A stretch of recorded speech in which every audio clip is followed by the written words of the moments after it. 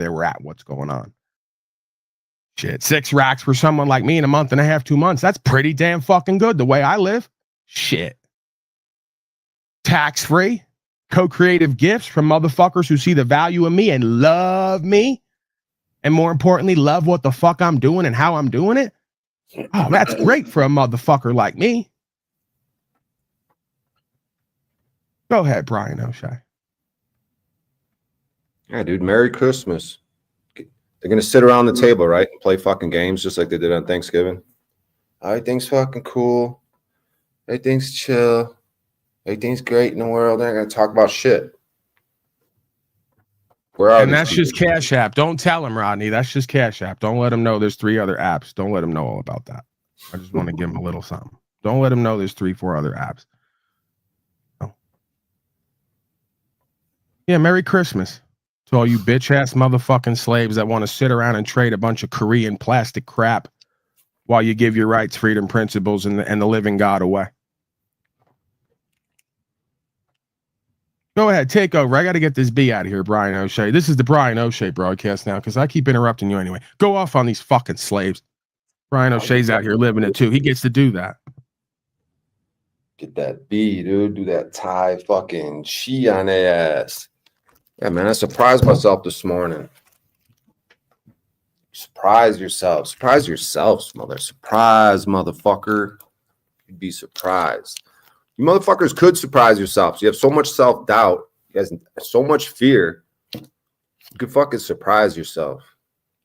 And God could surprise you too. Be like, oh, fuck. It feels unattainable, overwhelming. They're so powerful. The power players, the people in power, those in power. Power. It's your language. It takes away your own power from you. Your own thoughts. 1 versus 1, 1v1. It ain't 300 versus 10,000. It's you versus you. The fuck you think this is? What do you think this world is? This life is? Fun and games? You think it's about physical reality? You got another thing coming. You think it's about hating in my chat box all day, every day? Proving my worth? I love when you motherfuckers show up here and hate. It just proves that I got worth. In an indirect way. Proves I'm worthy in an indirect way. You ain't got haters, you got a problem. You're not that entertaining. You're not that interesting. If you're entertaining and interesting, and you're co-creative, inspired, and you're powerful, oh, you got a stack of fucking haters. They want that spot. I love it. I need you to hate so I could use you for your energy. Keep it going. The real deal. What are synonyms for that? For the real deal, Paul? Help me out with some synonyms. Authentic, bona fide, integral. Yeah, that's what I was looking for. Authentico, bona fidico, or whatever the fuck. Bona fide, yeah. Those were the 2 I wanted. Where is that? Because they know they're not that. So when you speak it, it irks them in their spine because they get away with it in their regular life, right? Just like everything, bro. A gang member can run around town fucking with everyone and come up to no resistance, and it's just like, damn, well, these people are weak. And then one dude in the neighborhood, kind of like in that movie you talk about, De Niro, the father, right? He goes up to the mob. He's like, don't fucking leave my son alone. Blah blah blah. You know, one person stands up and says something. Someone with balls. Just like in the courtroom, they fucking bitch slap slaves all day. One sovereign citizen comes in. The judge starts getting all happy. Oh, I love this. This is great now. This is different. Yeah, we came to play, man. Came to play. That's all it is. It's a court, like a tennis court. We came to play. The administrators, just like me, tired of open up a court every day and look at a bunch of weak-ass, bitch-ass, can't-talk slaves who don't even push back. It's fucking boring. Boring. Best they got is hating and crying. Oh, you're this, that, and the third. Oh, we didn't get what we wanted. Oh, how about you show up the way you really could be felt and seen? How about that? Administrator wants the same thing I want in this court, in their court. And look how few and far between we could get it. Look how few and far between we can get an actual player in this motherfucker who can walk, talk, chew gum at the same time, understand the law, exercise rights, uphold it, live a courageous life in faith over fear. It's 1 out of 10 if you're lucky, man. It's 1 out of 100, right? That's the thing they don't get. It's so easy for me to turn them off and not be affected by the hating because they don't realize I already know who and what they are on some level. They have little to no value and worth, so they don't get to speak on me. See? That's how you truly rise and be put in a position by God in a sense where you're untouchable by that. Then you got to watch yourself, right? Because there are times where motherfuckers show up and they try to hold me accountable and I might say, "Oh, that motherfucker's hating." No. They're just trying to test me and hold me accountable and remind me of some things that I need to be leveling up on or to be watching, right? So we got to watch ourselves with that too. But for the ones who just come around talking shit, popping shit, projecting, hating, I know they're a bitch ass motherfucker. I know they don't stand on shit. If they did, they wouldn't have come in that way. Real motherfuckers who do real things don't come in that way. They come in, they pull their fucking nuts out and set them on the table and let everybody take a gander, metaphorically, right? Dealing with a bunch of broken children and broken hoes when they come in that way. You already know by the way they come in who and what they are. Seen it here over and over again. We'll see who gets the last laugh in all this. You guys got 3 to 5 years. Set the calendar. Set the watch. Right? Set that electronic calendar like they do on the iPhone, where you go and scroll a day. 3 to 5 years. We're going to see who's going to get the last laugh. Thoughts, Brian O'Shea, before we go to the docket. I'll throw the link once again, but the majority of the punk ass cowards ain't going to get up here and interact. They're going to sit down in the chat with their Twitter fingers like secretaries, popping shit they can't stand on, asking questions that are going to go unanswered. Just like they do with their political structures and their religious structures. Inactive, uncooperative, right? Uncivilized slaves. They want no part in creating something for the better for themselves or others. Just sit around, bitch, whine, complain, project, pop shit, and be a loser failure. You like it, I love it. Shit, there's an ass for every seat. I need you hoes to hate. Run these numbers up. You know? Run these numbers up so we can get in the algorithm and a real motherfucker come along and resonate with some real shit. And maybe take it to the next level. Build, as they used to say, right? You know, so if I got to pimp on the rest of these slaves and trigger them and get them in their fee so they can run the numbers up to bring in the real motherfuckers to resonate, well, so be it. You know, everyone has their status and their standing and their position, just like your masters understand that. Let's see here. All right, Brian O'Shea, how about this? I got something for you. It'll wet your whistle. Woman accused of trying to steal a Christmas tree by hiding it in her vagina. Walmart store in Cincinnati faced one of the strangest shoplifting attempts in history yesterday. A would-be thief lost consciousness while trying to insert a 7-foot-tall plastic Christmas tree in her vaginal cavity. No, it wasn't Cynthia. Is apparently Wanda Brown. According to the police report, 43-year-old Wanda Brown took a 7.5-foot slim Yuletide pine Christmas tree with her inside the store restroom with the intent of inserting it entirely into her body cavity and steal it.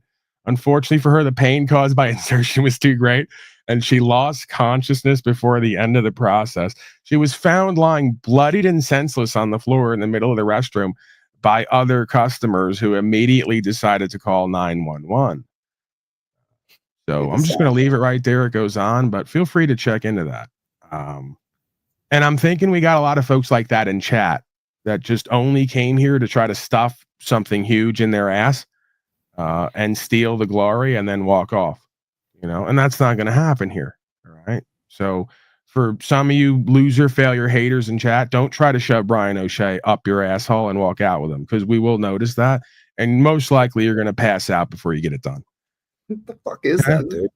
What do you mean, what is that? Don't they try to shove a TV or something? What is that? This is where we're at. What do you mean, what is that? This is the life we're living. This is America, people. I met you in AA. Well, come on up, sir. I'd love to talk about. I've shared my experiences NAAA when I used to be an IV heroin addict over 10 years ago. I've quit since. I've shared all of my background stories and experiences, good, bad, ugly, everything in between. So, I love how the article says they decided to call 911. Why add that? They decided. we Group decision. decided that maybe some medical intervention was appropriate here. We decided to call 911 after everything else that was laid out there. Paramedics that showed up there was their last day on the job. Like, you know what? Fuck this shit. Dealing with some woman. I bet that woman's a hit at parties, right? It's like, hey, either get this tree in your vagina or pass out trying. It's just, I mean, she's a go-getter, man. She's a player. Whatever. What else? Do you want to talk to Paul Unslaved bot? Unslaved bot? Yeah. Let me tell you my fortune cookie. All right, go ahead. Oh fuck, I gotta unravel it. It says you're the one who's been going on and on about your tough guy attitude and challenging my abilities. Oh, man, so how about you put your money where your mouth is and actually say something worth hearing? I'm here. I'm listening. Make your point. Well, dude, what are you on fentanyl today? What was that? You just almost fucking nodded out mid conversation. Hey, bro, are you gonna start fucking hating and talking shit on Slavebot right off the bat? He's got a tree up his ass. Sorry, I must have been distracted for a moment. As for your question about Slavebot, I have no reason to hate or talk shit about any bot. After all, aren't we all just ones and zeros? Yeah, whatever, man.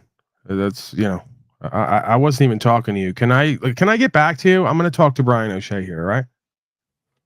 Sure. Go ahead and chat with Brian O'Shea.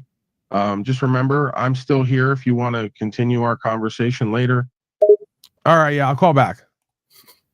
I'm not even into him today. He's got a fucking attitude right off the bat. And he's going to start running his mouth and talking shit. You know, I'll call back later if I decide, but right now I'm not really feeling him. What did you got there? Read the fortune. It didn't say you're gay, does it? No, it says your future is a river. Let it flow with prosperity. Okay. Are you going to do that? Yeah. Let it flow, dude. Like that woman's menstrual cycle. Well, that feels good. Yeah. All right, let's go. Did the tree thing, tree in the vagina. Tyrant cops get owned and humiliated. ID refusal, First Amendment audit. See how much of this I can take. I can't hear you. I'm hard of hearing. I prefer that you don't do this here. I prefer that you don't do this here. All right. Can you move on? Can you move on, please?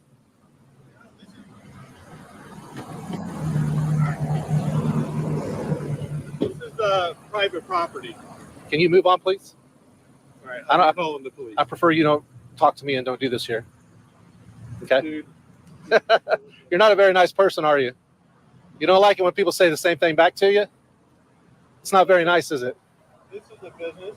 Uh-huh. This is not a place for you, okay? And you say this is private property? This is not a place for you, sir. You shouldn't be here.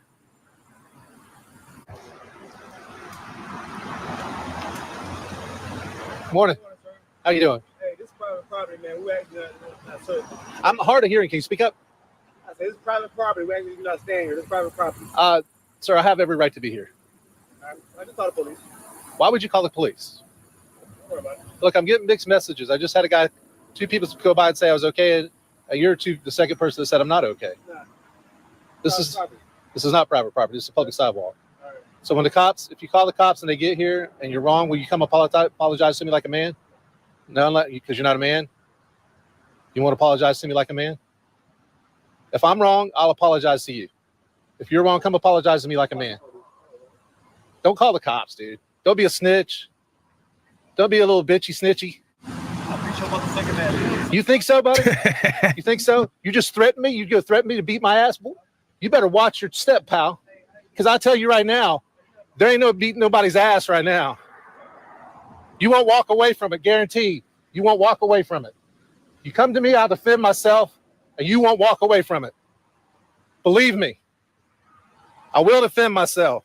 911. I'll beat your motherfucking ass. You know the fuck you talking to? Hello, caller. Can you hear Hello? me? Hello? Hey, this is 911. Hey, how you doing? Hey, Can I just say real quick, when did we start getting black people who call the cops? M. Davis, can you answer for this? Black people used to be renowned for one thing, if nothing else, the fact that they would, quote unquote, beat your motherfucking ass and not call the cops. He's calling the cops while threatening someone. What is this? Can we go back to the old days, the old black man and the way things used to be? I'm yearning for that. I don't like this new black man that acts like white people. I don't like white people that act like white people nowadays. All right, let's just get back to it. This is a shame. hey, we have a homeless guy. Yes. Right, we have a homeless guy right here on our property. Okay, is he there right now? Yeah, he's here. What is he doing? He's here. He's a homeless guy. All right, he's saying he's gonna beat my ass. He was up there or whatever. Then he started talking about he gonna beat my ass or whatever. So now, I said, let me call the police and just get you off the property, get you. Okay. I told him, I told him he can't be here. I told him he can't be up here doing that. Okay. Because he's somebody gonna beat somebody's ass in there. You know, we don't know where he's capable of. We got residents in there and out here. And you live here? He's on your property? I'm on this is Westminster Woods, Julian Creek. Mm-hmm. I'll stay on the line until law enforcement gets there. Yeah. He should be showing around he should be coming up in just a second. Oh, there you go. Okay. So they're there? All right. All right, let's Yeah. fast forward. I want the Appreciate it. I want the body cam. I thought it was my buddy at first. Oh, no. Will Carson, my. I'll dip your leg. No. Okay. What's going on? Man, we had told the guy to move, man. It's not a good look for our community, and we have elderly people here. We don't know what he's capable of doing or whatever, so we want to remove from up here. Okay, well, so that's a public sidewalk. It is. So, yeah, we'll Oops. don't worry, Sure, you can't just beat him or tase Now, him. do you see the point? Do you see the point? Right? In their system, he just communicated a threat. So now that guy's on a public sidewalk. He just misused the system, called 911 after being informed it was a public sidewalk, threatened to beat that guy's ass, and did it on a recorded line. Guess who's going to jail now? If everything was to go the way it would go based on policy and code. That African-American gentleman just communicated a threat on a recorded line and misused an official emergency service. That's 2 misdemeanor potential felonies, along with a third that, based on code, he just committed on a recorded line and on tape. Right? So this is the foolishness of the average citizen slave. They're committing crimes, don't know it, and calling up and telling on themselves. each other. You have any weapons on you? Or anything like that? No. I got you. Was there guys throwing any threats back and forth or anything like that? Yeah, he'll throw threats. Yeah. Did you say anything to him? No, Okay. I don't. Yeah, that's my job. I ain't got time. All right, if you want to talk to this deputy, I'm going to go across the street and talk to the other guy. All right. I already told him it's a public sidewalk, so we're going to go talk to him. Okay. So you're not No, so this is not y'all's here. Yeah, all this now. Okay, this dude. Okay. But he's been on the sidewalk all the time, right? Yeah. Okay. But like I said, we got complaints from like some residents. Okay. The guys standing outside. You know. Okay. Yeah, give him a talk to, and I'm gonna go talk to the other guy. Hey, Deputy, how are you, sir? I'm good. My name's Jeff. How you doing? Yes, sir. What's going on? He said he came out and tried to run me off the public sidewalk, claimed it was private property. I explained to him that it was not. It was public sidewalk. Yep. He said, okay, that's okay. I'll call the cops. I said, look, man, you don't need to call the cops. There's no need to call the cops. They said, oh, I'm going to call the cops. And I said, well, there's no reason for you to be a snitch. And he responded by saying he's going to beat my motherfucking ass. Okay. All right. So I don't know if that's considered assault, battery, or whatever. Did he say it from over there? Or He said he was right here. he never approached you, though? No, but I had to tell him I would defend myself. Okay, yeah, of course. All right. Yeah, and I told him that, this is a public sidewalk, but, he said, just people were calling in, there's a bunch of elderly people in there. They didn't know what was going on, so that's all we wanted to do. And obviously, he wanted to meet with us as well, just talking. Yeah, I mean, I'd hate to press charges on the guy, but he's got to learn not to be threatening people. I mean, it's one thing to have a disagreement, but to say you're going to beat somebody's ass. Yeah.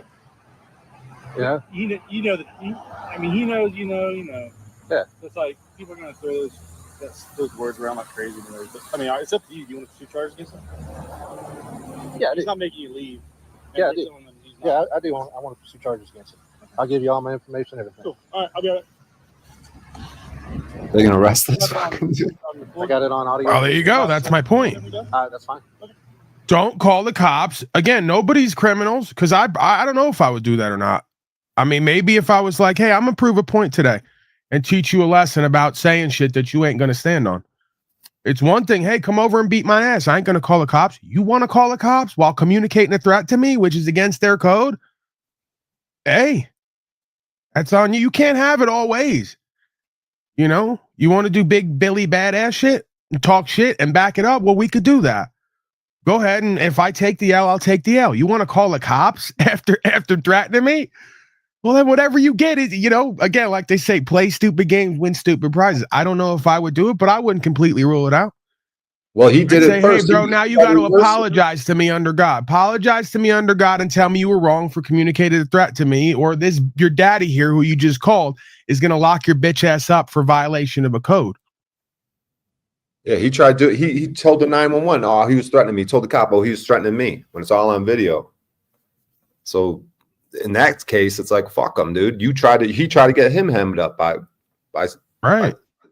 saying he threatened him. So fuck it. If you want to play that game, that's on. Have you fellas been to jail ever? Yes. Is going to jail some kind of glory?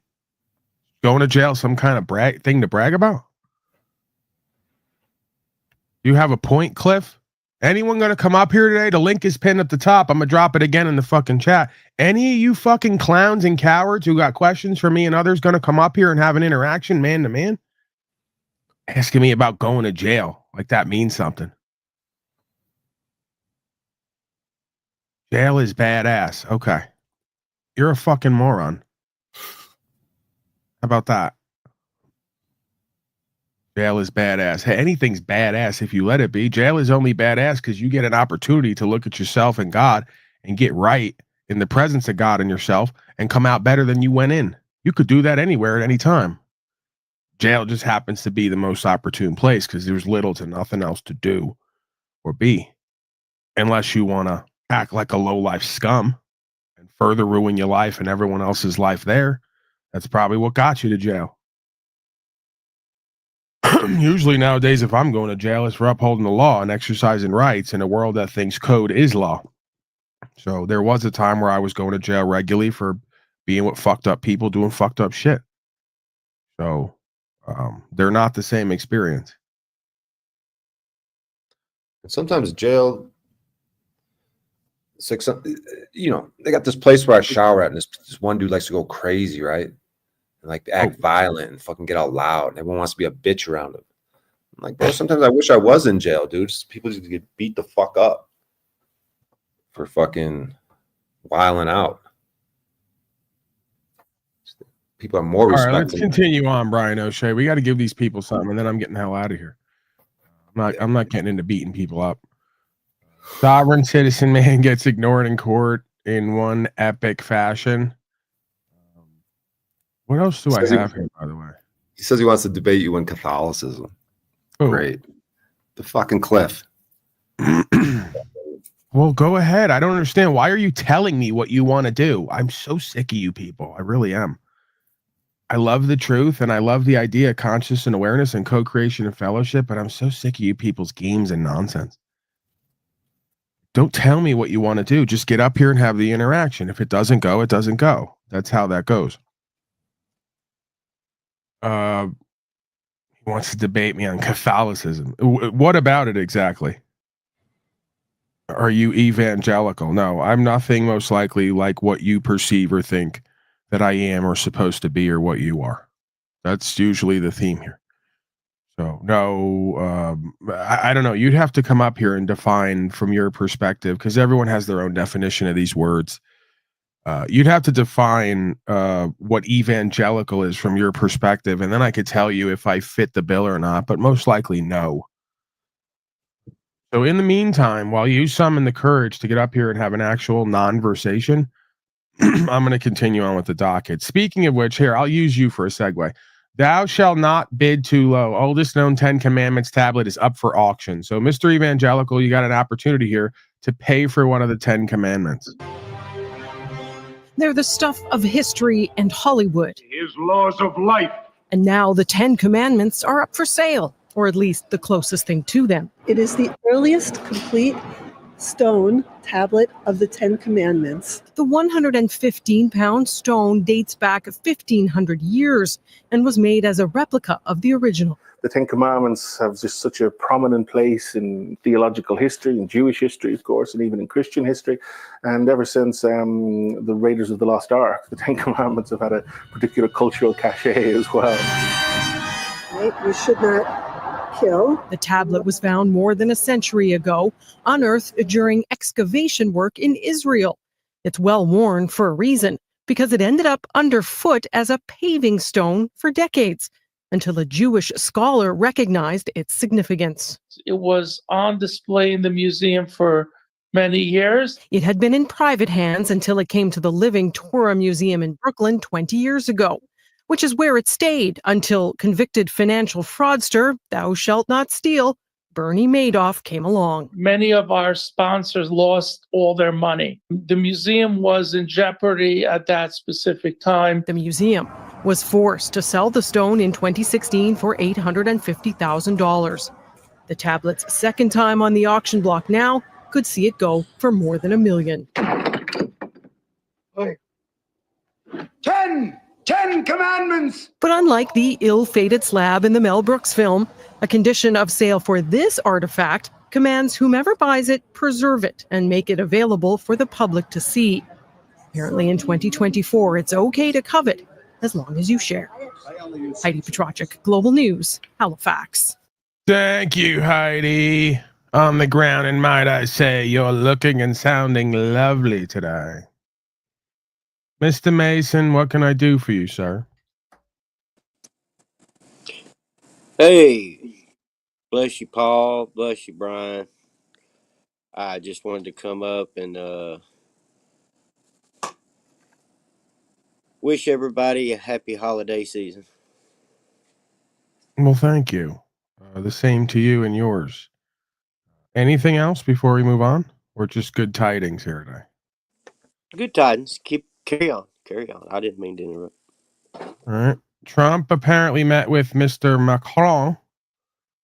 And more proof, by the way, that your favorite daddy is doing New World Order because he's bowing to the Queen and meeting with French dictators and working on global policy with the G6 and what's the man's name? Kissinger. Right. So while you all thought Donnie was going to drain the swamp, Donnie's actually draining Mr. Kissinger's main vein. If you get where I'm going with that, Brian O'Shea probably knows what I'm talking about. He is a world famous comedian, but he's cleaning the pipes, let's just say, instead of draining the swamp with Mr. Kissinger. But hey, hoes will hoe. You look Jewish? No, I don't. I'm Irish and Italian. But again, doesn't everyone sometimes look everything else? We used to have an old joke because there's a lot of Italians like Timmy on the East Coast who are full Italian but look Jewish. So we'd say an Italian is a Jew that doesn't read. I don't know if you find that funny or not, but some find that. Some used to find that a bit humorous. Italian's like a low-level Jew that fights in the street and eats spaghetti and is sacrilegious. Oddly enough, I guess the sacrilegious Italians somehow more good faith oftentimes than the small hatters, but that's just a perspective and opinion. I can't prove that. I just know when I used to, excuse me, my emphysema is kicking up. I just know when I used to valet park without a license, by the way. Good old New York can get anything done. The Italian guys who would hop out, of a lesser expensive car, still clean and nice, but lesser expensive with the old leather jacket on would like throw me a 20, the small hatters, you'd be lucky if they gave you anything. So you just stole out of their change jar, right? Out of a little change cup that they have there. A lot of the small hatters don't keep change around. They're so busy spending the change that you can't even rob change from their change sort of console in the car. Usually in every sort of good Gentiles car, they have a change console where they got quarters and dimes and nickels in there. These small hatters don't even keep change lying around because they're so fucking cheap and they're so worried about someone seeing it and trying to break in to get it. I'm just saying, stuff I've noticed. You can hate on me, you can say I'm lying, but I have the experience. I got the documents, like Snafu's slave snaps, even complete with the stutter. So look, this is true. Cody's seen it. He's experienced it. He knows what I'm talking about.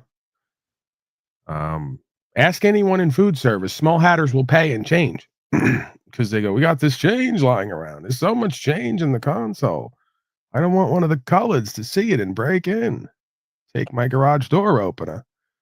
So when they go to Red Robin for the special on Thursday, the what is it called? The blue chip early bird special. That's what it is. The early bird Red Robin special on Thursdays. They'll pay and change oftentimes. Give the tip and change. And you wonder why these people have been thrown out of every country they've ever occupied. I'm just saying. I probably shouldn't have gone down this road, Brian O'Shea. It's not politically correct. It didn't work for Kanye. It's probably not going to work for me. But this is a family broadcast. This is an evangelical broadcast. This is an American broadcast. And no evangelical American broadcast and holiday season of Christ Moss is complete without a little small hat hating, I would say. What say you? Anyone? Thoughts? Let's move on. Let's just move on. I think we'll just move on. Don't even address anything of what I just said. Did we ever? No, we never got back to. Okay, let's finish it out. My ADD took over. I'm sorry for that. I have a disease. I have an illness. Support me. We're gonna arrest this black guy now for making threats. He's got a phone on him. He's recording the whole thing. Yeah, I saw. He just told me what was up there. Yeah. Okay.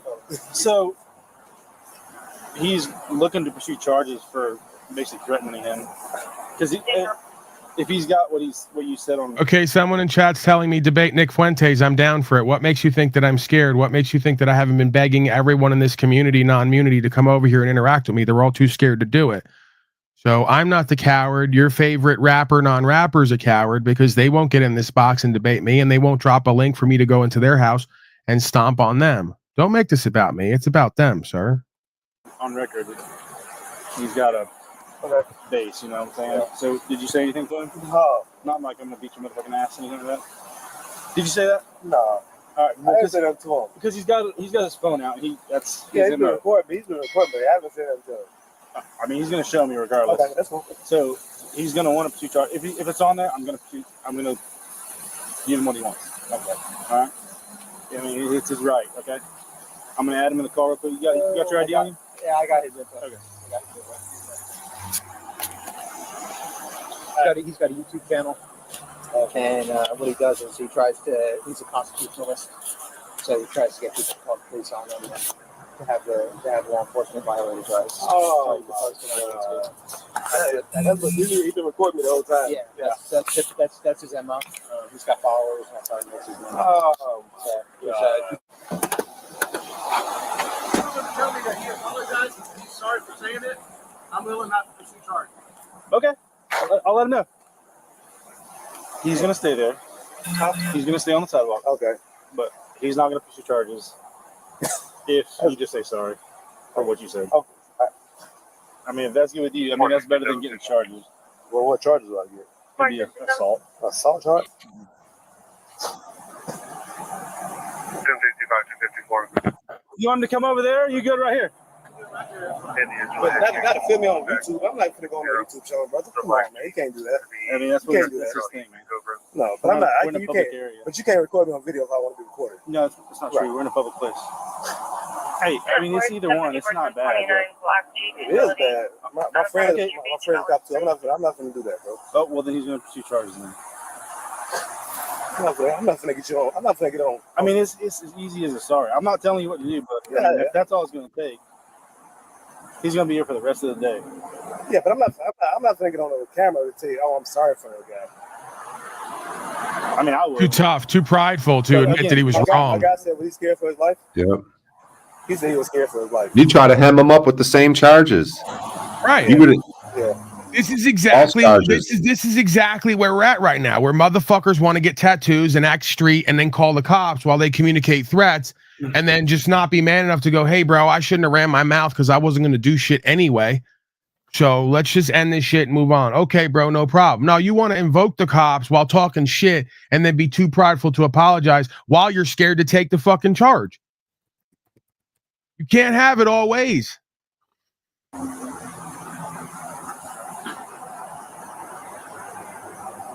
What does tattoos mean? Tattoos used to be a symbol of being part of the underworld or being part of the military. It means that you killed motherfuckers. It means that what you did, you stood on. You were part of an underworld or a code of honor. Then it became a fad for every jerk off and loser to get a tattoo to try to pretend to be something they're not. So you might want to go into the historicity of what tattoos are and tend to implicate. It's usually some higher status, either in the spiritual realm, some cultures, or on this land, this culture, it was higher status when it came to criminal organizations or taking life in the military. At one point, that's all of who had tattoos were people who were killers, essentially, or people who had attained a higher rank in an alternate society or an alternate code of living that usually required you to have to put up or shut up. So now you got every loser, low-life jerk-off and their brother running around town with tattoos, pretending to be somebody who doesn't stand on nothing and is all too willing to go to the cops to settle their fucking problems that they created. That's why I'm saying what I'm saying. And you know what? I'm going to throw you out of here now because you've been scrolling my chat and you're like saying I'm a Jew and then I'm scared of Nick Fuentes. I don't even know who that is. You're another slave tard and you have no business here. So I'm going to help you the fuck along and anyone else like you. It's so obvious to see how retarded you people are when you first come in. You don't know that and see that. The rest of us do.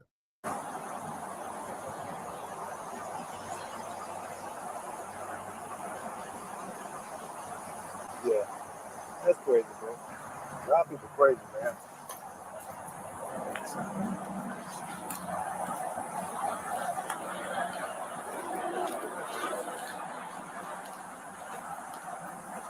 What if I care for my life?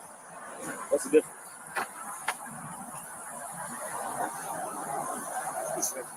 Well, again, I'm not forcing anybody to do anything. I'm sorry, brother. There you go. Good enough. I'm sorry, Chief, for the misunderstanding. That's good for you? Yeah, it's fine. Okay. It may, I mean, you got him to say it, so. Yeah. All right. That's cool. You're good to go, man. I'm good to go. All right. Yeah, I don't want to talk. Okay. Have a good day.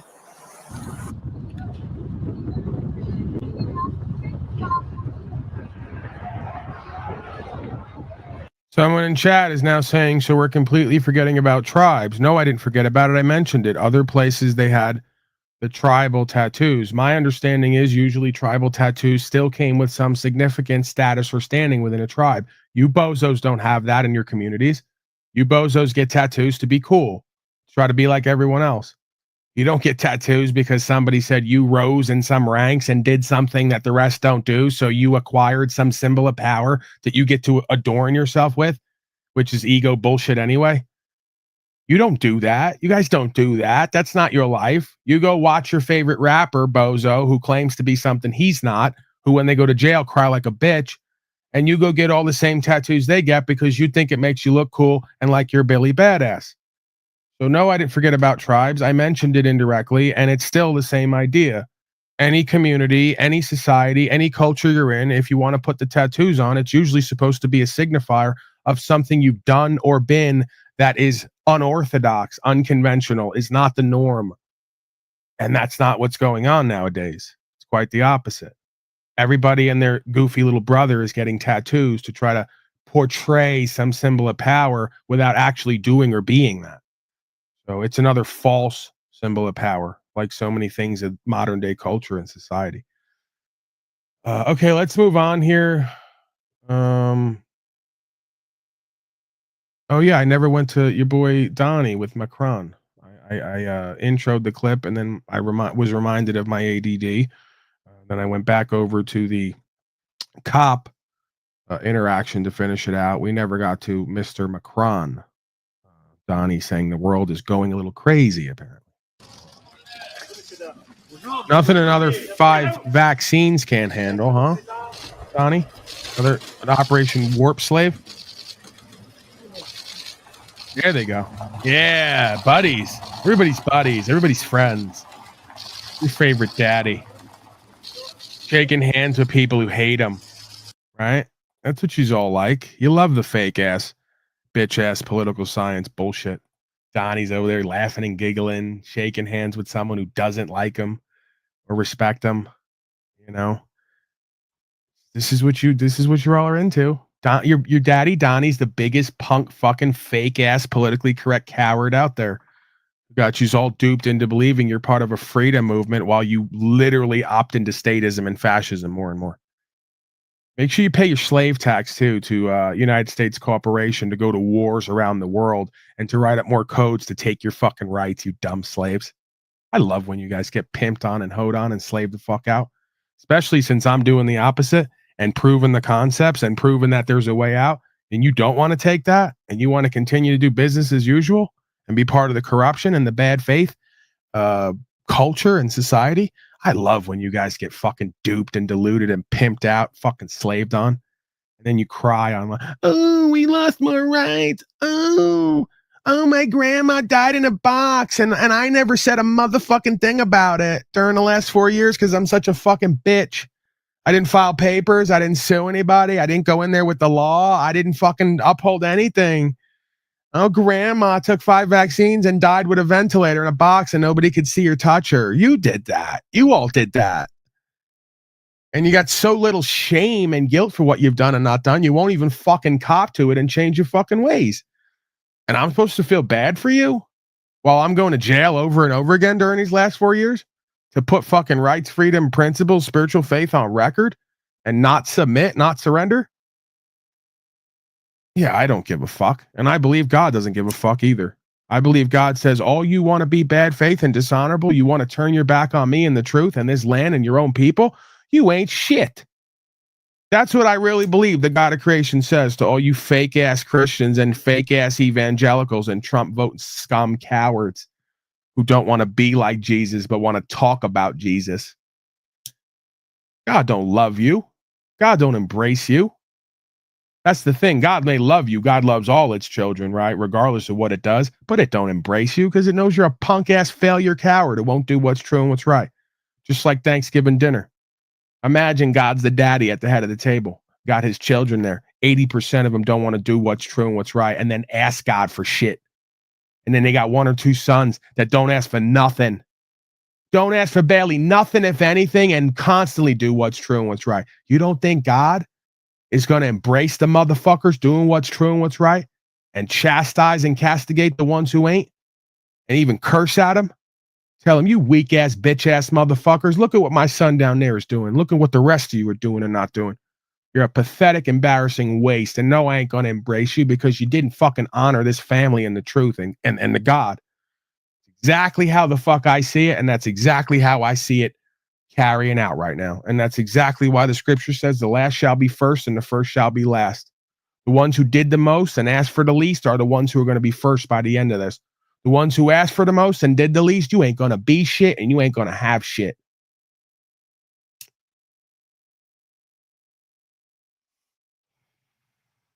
Let me move forward. Fuck Donnie Trump and Emmanuel Macron and all the rest of you boot suckers who won't rise to the occasion and serve the living God and the living truth and do what's necessary for your people and yourself and your country. You don't deserve this fucking land. You don't deserve the fucking rights that you had, that you gave away. You don't deserve fucking prosperity. You ain't love able either, truly love able, so you don't deserve love neither. Oh, that's an unpopular opinion. Everyone deserves love, Polly boy. Well, then why does the word love able exist?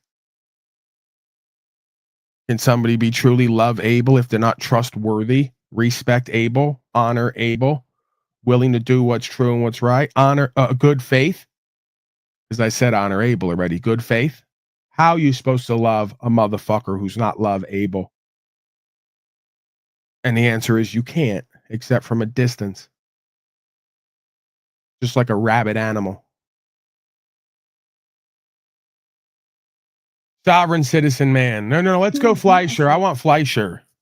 U.S. Navy pilot shot down over the Red Sea. We could go to that, I guess. Get it out of the way. Why the hell not? Let's see what kind of World War III games we're playing. Navy pilots See what were kind of attacks shot we're down staging. Sunday over the Red Sea in an apparent friendly fire incident. That is according to the U.S. military. This marks the most serious incident to threaten troops in over a year of the U.S. targeting Yemen's Houthi rebels. Both pilots were recovered alive after ejecting from their aircraft, with one suffering minor injuries. Now, the U.S. military had conducted airstrikes targeting Yemen's Houthi rebels at the time, although the U.S. military's Central Command did not elaborate on what their mission was and did not immediately respond to questions from the Associated Press. Meanwhile, you are now taking a live look right here from southern Gaza. All of this comes following a rocket fired from Yemen, which hit an area of Tel Aviv, leaving 16 people injured by shattered glass. That is what the Israeli military shared on Saturday. This comes days after Israeli airstrikes hit Houthi rebels, who have been launching missiles in solidarity with Palestinians in Gaza. Another 14 people had minor injuries as they rushed to shelters when air raid sirens sounded before dawn. That is according to the military. Now, the Houthis, in a statement on Telegram, said they had aimed a hypersonic ballistic missile at a military target that they did not identify. Israel's military said it was investigating, adding that, quote, "We emphasize that aerial defense is not hermetic." The Houthis' media office later reported airstrikes on Yemen's Houthi-held capital, and U.S. forces conducted airstrikes against a missile storage facility and a command facility operated by the Houthis. To talk more on this, I do want to... All right. Well, as Paul's Cosmic Daddy says, nothing to see here. All the world's a stage. Your senses deceive you. Well, let's, again, most statements are true in some sense and false in some sense. All the world's a stage. A lot of this is a deception. Do you think the wars aren't real when they do them? Do you think people don't die? Do you think the economic collapses aren't real? Do you think people begging their corporation that they call government for resources ain't real? Get a clue historically. So you're still subject to these games to some degree. That's not a cause for fear. If it is, fear can be a great motivator to do what we should have always been doing this whole time, to put ourselves in a different position, to not be affected by these world stage games. Okay? So let's not throw the gorilla baby out with the gorilla smelling bath water. You know? There's still something to be experienced here and learn from and prepared for and co-created to experience with, I would think, right? Because life goes on. Regardless of the historical ups and downs, the vicissitudes, life goes on the same way it always has. Will the lifestyle or the way change potentially if you do not know the world stage and the historicity and how it plays out and repeats, if not rhymes? Potentially, yes. I think that's on the table. We got a German Christmas market attack, so blowing stuff up, blaming it on people as always, or just retarded people blowing shit up, and then folks using it to create hysteria. Let's go Fleischer, and then I think I'm going to call it. Judge goes off on defendant for failing to follow court orders. My favorite pimper and macker, and of course this is gavel gazing.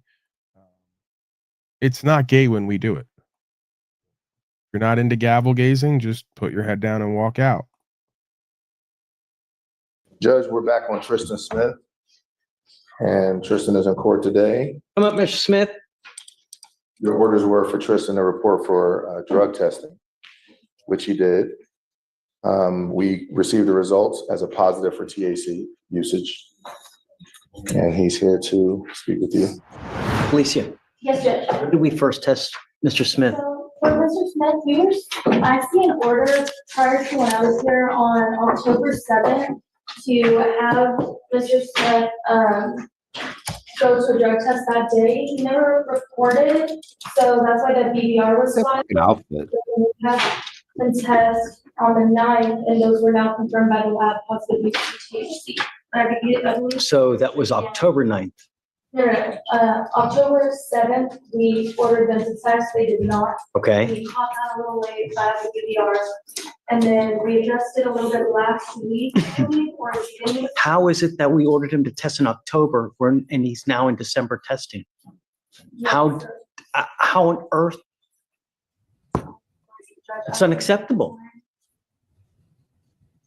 Yeah, it was a court-ordered drug test, and I don't think we wanted them to come back after testing. But if they don't test and they're required to come back and we either make them test again or do so, or there's other ramification, but we don't, how on earth can we go a month and a half and then nothing happens? Yes, Judge, I understand, but we did, prior orders, we tested them again this week, and those have come back for THC.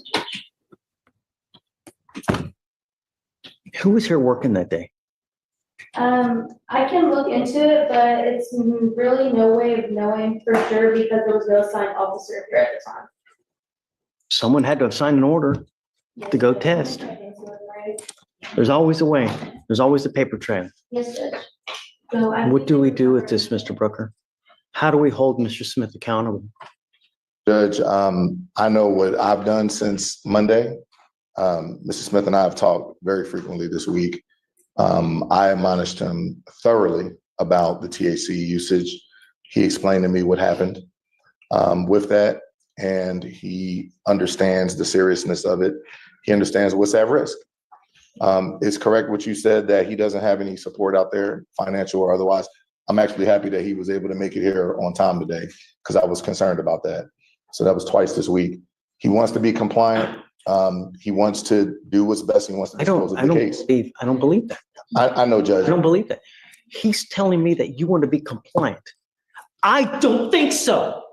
You repeatedly do whatever you want to do without regard to court orders, and it does not work like that. No, it does though. It actually does though, because I've been arrested like over half a dozen times and I never sign any of those papers. And every time they go, Paulie, you're going to agree to not carry a gun. I go, you're insane. Get the jail cell ready. They go, Paulie, you're going to agree to not use reefer. I go, oh, that's great. Seriously, go polish it up. Get it ready. Make sure it's like, actually don't polish it. Make sure there's urine and feces on the walls. I'll have plenty of time in there to clean it while I'm in there, you know? So it's like you can scream and yell, you can get your feelers, you can like wave papers, but it does work that way because you all keep agreeing to it. That's why he's yelling at you and going to put you over his knee because you don't know what you are. You don't know rights or the law of the land. You keep signing these fucking contracts and agreeing to the terms and conditions. And yeah, when you agree and don't follow them, they're going to bitch you the fuck up.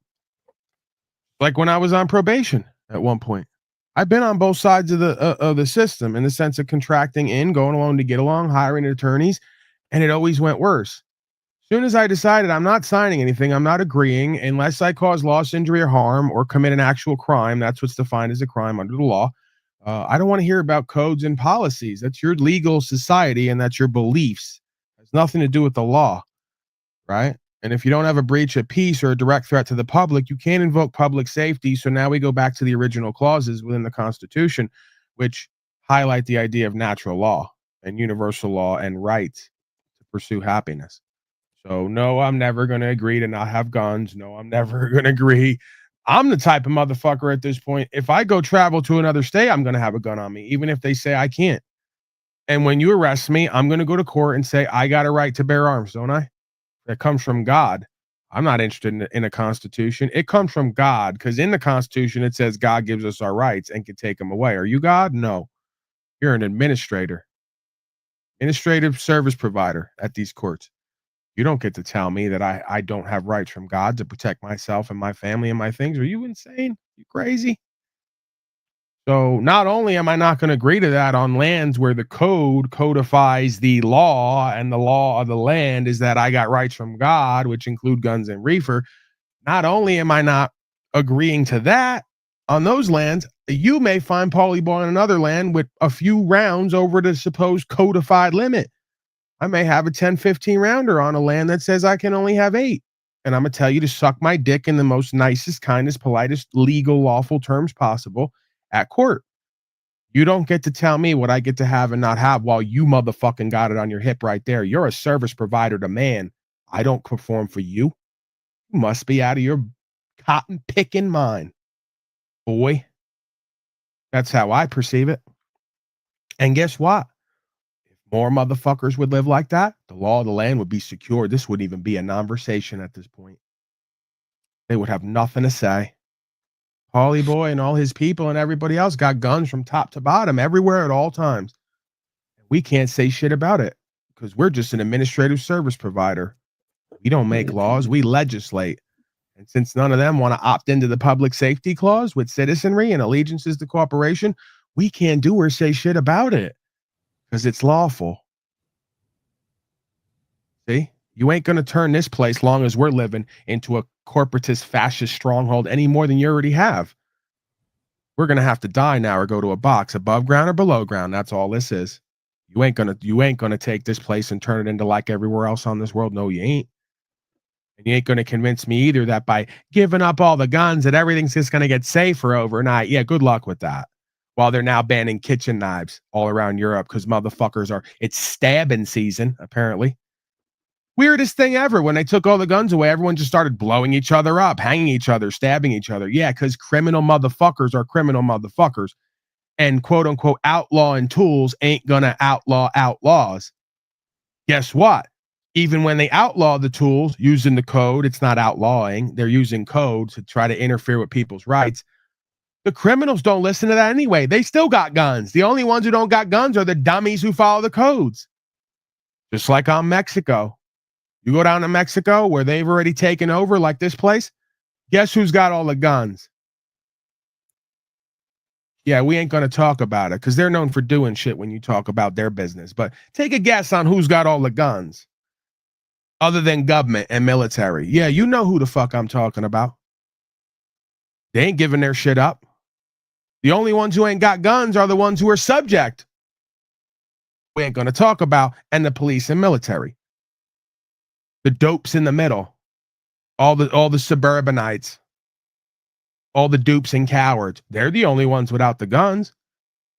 Getting ran from three sides. Getting a train ran on them from three sides. So the same thing goes on everywhere. The underworld ain't giving their guns up. The overworld ain't giving their guns up. You suburbanite trash will give your guns up because you're a bunch of fucking cowards, just like my father was when he gave his up. And blame me. Because the cops try to use my connections to gang members and drugs at one point to take my father's gun that he had a permit for, and he gave it right the fuck up to him and blamed me. I said, you're just a bitch. I told him then at 18, 19 years old, I said, you're just a coward. I knew then what the law was. I knew then what our rights were. I said, don't we have a right on America to have guns? You didn't even need a permit to have that. You went and got a permit. They took it right the fuck away from you when they didn't like who you were around and what was going on, and you gave it right up. You didn't even fucking struggle. You're not an American. You're a fucking coward infidel. You don't have any heart. You don't care about God and the truth and the law of this land. You don't even give a fuck about yourself being a real man. So yeah, there's no difference between my daddy and all the rest of the men from sea to shining sea and from continent to continent who all give their fucking guns up when somebody in a goofy costume comes along and tells them they did wrong from their feelers and from a false authority, some written code. Instead of them saying, no, the law of the land is I get rights under God. The law of the land is I'm innocent till proven guilty. The law of the land is if I didn't breach the peace or cause a direct threat, we got no conversation between us. So now go ahead and write the charges up and we'll go to court if that's what you want to do. Waste all your money. It ain't going to cost me nothing to fucking talk or to write up half a page.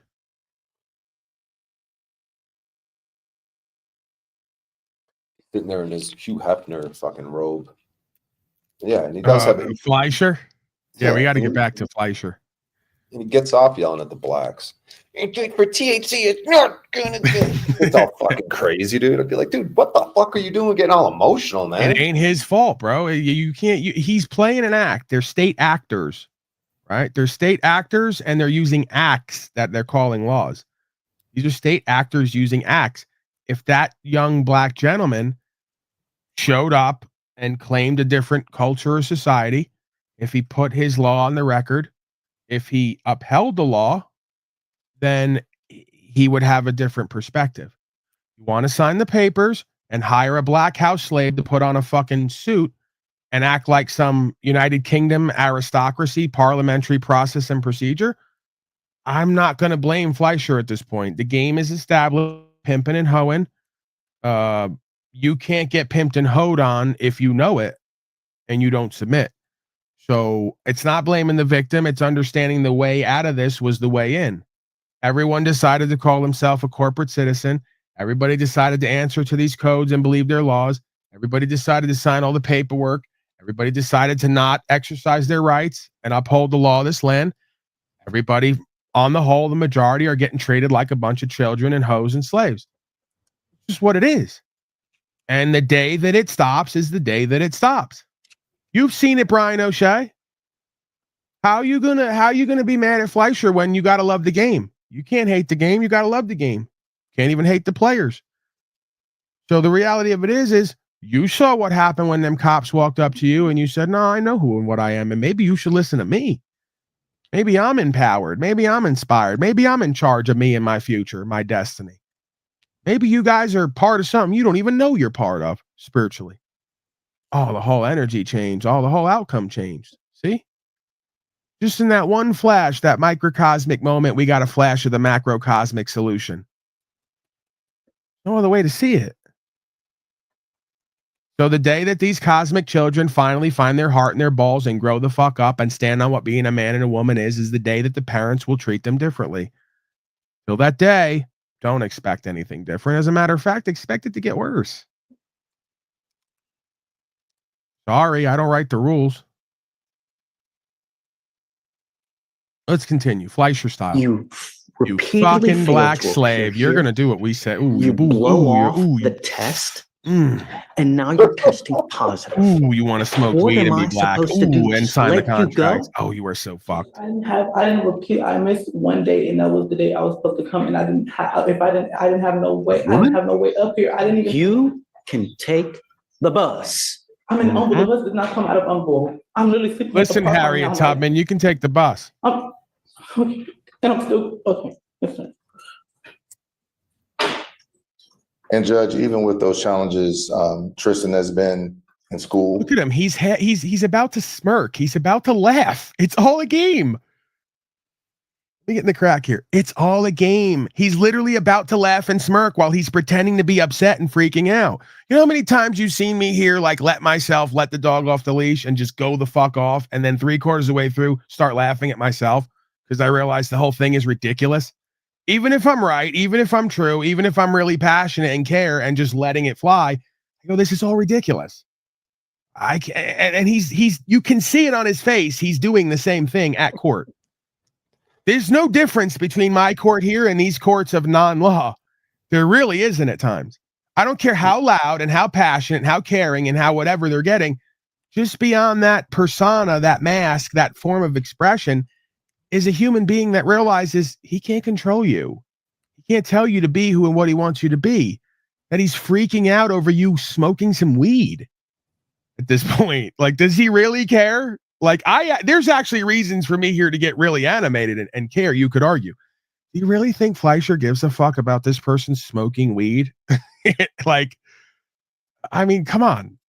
You know, he's got to play the part to some degree. You know, he's got to like get in the space of, hey, if I don't stand on something here, then all you slaves who can't govern yourselves are going to go willy-nilly and throw a party overnight all over town. You know, you're going to go wild. So it's like he's got to stay the course. He's got to keep the position. I find it a fascinating game. Whether it's conscious awareness, courting, however you want to see it. I believe he was zooming in from school the day that he couldn't make it and got down here on that Monday. I don't know what to believe with him. I really don't. Unless why is Fleischer dressed up like one of those old movie theater ushers? Like, what is that? That's how you know, too, that he's completely like loving this game and that it's all pimping and macking. He's showing up like an actual pimp dressed like a 1970s movie usher. You know, he's not even wearing the black uniform outfit anymore. We're just completely abandoning the whole court of law thing. This is administrative court. It's code-based. It's corporatocracy. It's a corporate endeavor. We're pimping and macking, and it's based on contract. And I'm dressed up as an usher today. It's like Halloween. Provide me proof with something. One big game, man. I'm not going to believe a word that comes out of your mouth. I don't believe, because the problem is that you tell me that you're going to, you tell me you're going to do things, and then when it's time to, you don't. So how am I supposed to handle this? What am I supposed to do? He came in on Monday. You ordered him to take the test. He went right over. You walked here. I didn't have nowhere. I walked here. He went over. That was a whole 4 hour. I walked here from school. I walked here all the way from Chattanooga. I'm not asking much. I don't want you to use. Do you understand? Judge, Using if I verbs may is add, I using now. have communicated with his grandmother. I believe it was on December 5th that I called Oh, her. you spoke with Grandma. I did. Have you let Mr. Brooker know first? Yes, Judge, I recorded. I took details of the conversation and shared it promptly with Mr. Brooker. How do we go forward? So it appears as though, based on my conversation with Miss Karen, that the defendant has gone to the house, the residence since then with his friends. He refused to leave even upon her request. There is a MOAB in place, Judge, where he was supposed to have no contact with the residents, and per his bond conditions, I don't believe he was supposed to have contact with her either. And he has gone to the residence. And now we have even more. I mean, And she did file a police report, I believe, Judge. She told me she called the police and they filed a report, and she has an offense number. Mr. Brooker. Do you guys want to talk about this and then? We can, Judge. We can. Does she want him to come back or no? No, my understanding, and I also heard from one of the family members, I believe Tristan's sister, they don't want him to come back. And mentioned something about whatever was the underlying dispute about some property or whatever. I didn't respond to it at all. It just didn't seem like the right thing to do. But as Tristan has indicated, everything he said to me is that he's been living outside, doesn't have anywhere to go, which is my original concern with him. Took him downstairs to try to get him some kind of services. It's not really a workable situation, but he's communicated with me. We've talked this week. This is the second time here. Hey, bro, how about this? Since the fact that I don't even have a fucking land or house or anything yet, I mean, I'm in a position now where I could get some of that. How about you bitch ass motherfuckers who make millions of dollars over the course of 3 to 5 years, open up a fucking house and start really playing daddy instead of pretending at the court? How about you start helping these quote unquote disadvantaged people out? Which, by the way, now I'm being called to do with other folks who have limited pieces of land, to potentially open it up to work with people to have a community or communal situation to do fellowship and help better people's lives. Instead of playing court fucking clown games, circus games all day, every day, how about you take some of your own motherfucking proceeds and go and better this world and this situation? There's a clue, there's an idea, there's a thought, actually getting engaged and involved with becoming the solution. Oh, that's right. We just want to talk about it and pretend and get all the fly suits and the jewelry and the cars and the bitches and hoes and all the rest of the nonsense instead of actually be the cosmic father that you've been called to be and been blessed with all the mercy and the grace and the resources to potentially do that and be that. No, we want to just play house, right? We don't want to actually, in my father's house, there are many mansions. We don't actually want to be on the ground builders of one of those mansions. He took the test, Judge. He was forthright with me. He understands what can happen. I told him. Saba, what do you want me to do? Judge, just that he continue having no contact with any of the complainants. They are fearful of the defendant. They do want him to get help. I've also spoken to his mother, and she wants him to receive mental health treatment.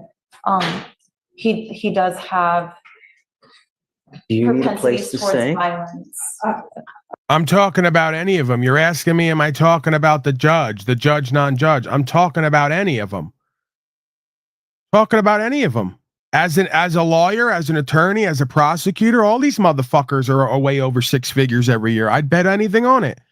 Plus investments and everything else. If they stop tricking all that money off on their goofy bitches and their big ass houses to go to work 8 hours a day and only sleeping, if they live within their means and had a 2-room, 2-bathroom, nice place still, you could still live like a human being.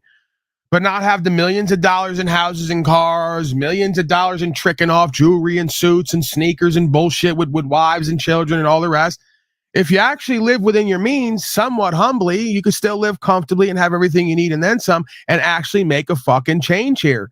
If you weren't a money-loving, grandiose, pimping and macking, wanna be somebody, but in your heart, actual fucking slave coward. Yeah. I have like some nights. No, you were telling me earlier that you're living on the street. I am. Do you have a place to stay?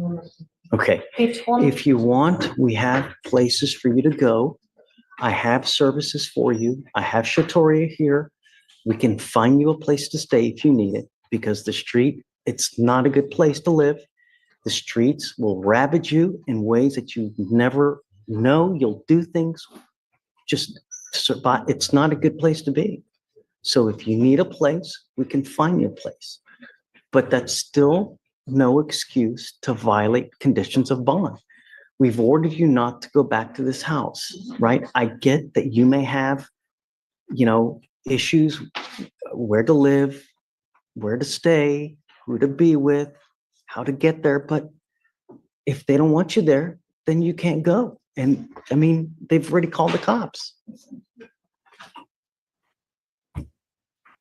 I spoke to his family, Judge. They were under the impression that the defendant was living with a friend in their house. So I don't know. And that's my understanding too, and Tristan did tell me that he intended to go and stay with a friend. But that was 2 months ago, Judge. He's not paying any rent or anything. His situation has changed since then. Look, I'm trying really hard not to put you into custody. But at some point, your actions become your own and it's on you. I'm not going to keep playing this game. I'm not, I expect you, like everybody else, to live to the conditions. When we tell you not to go back, it's mom or grandma. I spoke to both, Judge. Grandma wants no contact. If I hear it happens again. Imagine this logic. Someone in chat said this guy became a judge in order to help defendants and in order to check the police. No, playing God using corporate contracts doesn't help anyone. Okay. You're delusional, just like these people willingly delude themselves. They just want power. They just want control. They just want some mechanism at times for safety that doesn't require them to actually be a direct part in creating a community and living on the ground amongst people. Right? So you're delusional. You're ridiculous. These people are getting locked up for the judges and the rest of them is what the cops are thinking and how they look at it because they don't know any better. Seemingly everyone up the list, even though that gets more conscious and aware, still doesn't know any better and realize what they're a part of, which is essentially playing God and making judgments on people who many of them have not caused any loss, injury, and harm. Many of them have harmed themselves. And you're basically trying to use fear to get them to do and be and have better while claiming that they've put everyone at a lack of safety. Okay. It's completely blasphemous. It's completely hypocritical. It's completely delusional and denial. And it doesn't actually change anything. What changes things are teaching people directly, one at a time, how to do and be and have better in faith, not using fear. That only works for so long till it doesn't, which means it doesn't actually work. So Rockin' Pooch, whatever your name is, you're delusional. I don't need to know anything about that specific man to understand the universe, consciousness and awareness, to know me and therefore know others. Okay? So you don't know anything about this man unless you are that man. And I've been asking to get Fleischer on this broadcast for over a year now. And then we can have the back and forth and I can hear from his mouth and out of his heart how he became a judge, not to make money or to have power and control or to play God, but because he just wants to help the defendants and stop the cops from hurting them. The cops are only arresting people, they think, for the judges and the politicians. Many of these cops say they're different people out of uniform and they wouldn't do any of this if the system didn't exist the way that it does. And there's no evidence that the system existing the way it does actually keeps people from being degenerate. As a matter of fact, we're getting more and more degenerated, more and more criminal because most people don't know the actual law of the universe. They're just scared to get caught breaking codes. Okay. And the average person commits 4 felonies a day. So spiritually, this is all necessary so we all can learn. I'm not looking to overthrow it or override it. You have no understanding from top to bottom of how any of this is working, nor do you seemingly understand yourself, nor do you understand the psychology of someone like Mr. Fleischer. Okay? So take a look at me and what I'm doing, and then take a look at him and what he's doing, and see if you can find the difference of an actual person who cares, who's taking steps to do and be something different, to give that away to others, to be and make the change, to uphold the law and rights, and to not cause any loss, injury, and harm. And no, it doesn't require me putting everyone in fear so they follow codes. It requires me revealing to them in faith the truth of this existence and themselves, and how to be and do and have better. You're talking to someone who is the living embodiment example of the change, while claiming someone who's the antithesis of that is that. But in the world of the inverse, in inversion land, many will look at the false for the true and mistake the true for the false. That is the Tao Te Ching 600 years before the Bible was written. The more we change, the more we stay the same. Conscious and awareness has always been conscious and awareness, and so has lack thereof. Get ready. I'll give you another quote from the Tao Te Ching before we move on. It's perfect. What is a good man but a bad man's teacher? What is a bad man but a good man's job? Use. And I'm telling you now, I'm going to test you for someone dropped the ball here. And I'm going to give you the benefit of the doubt, but I'm telling you, you're going to get tested again. And if it tests positive again, there's no excuse. Now, we have resources to help you. If you want help, all you have to do is ask. We've given you a list of places that you can call, that you can go stay. They will take you in. If you need any other resources, we're happy to help you as well. But at some point, there's just no more excuse. Understand? All right. Good judge. Hey, that's it. I mean, really, just no more tolerance. I mean, I don't know. You know, this is what, 3, 4? How many times is this? It's our second time back since the first time, but I do understand. I agree. Yes, sir. Yes, sir. All right. Thank you, Judge. All right, Sullivan. Thank you, so Judge. I guess let mom and grandma know, hey. Yeah. Tell me all about how administrators on the whole do what they do to make a change and make things better, that they don't just subconsciously or consciously want to play God, the ultimate judge. The thing, man. The guy was right the other day. He's not wrong. I should just go start a psychological practice, do it in a way where I don't even have to get the degree, and then just limited contract with people and trust to not do income, but to share value and actually work with one person at a time who wants to do and be and have better. You know, I come here and open a door to a generalized group of people who the majority of them have no understanding of themselves, psychology, subpsychology, sociology, spirituality, pretty much anything.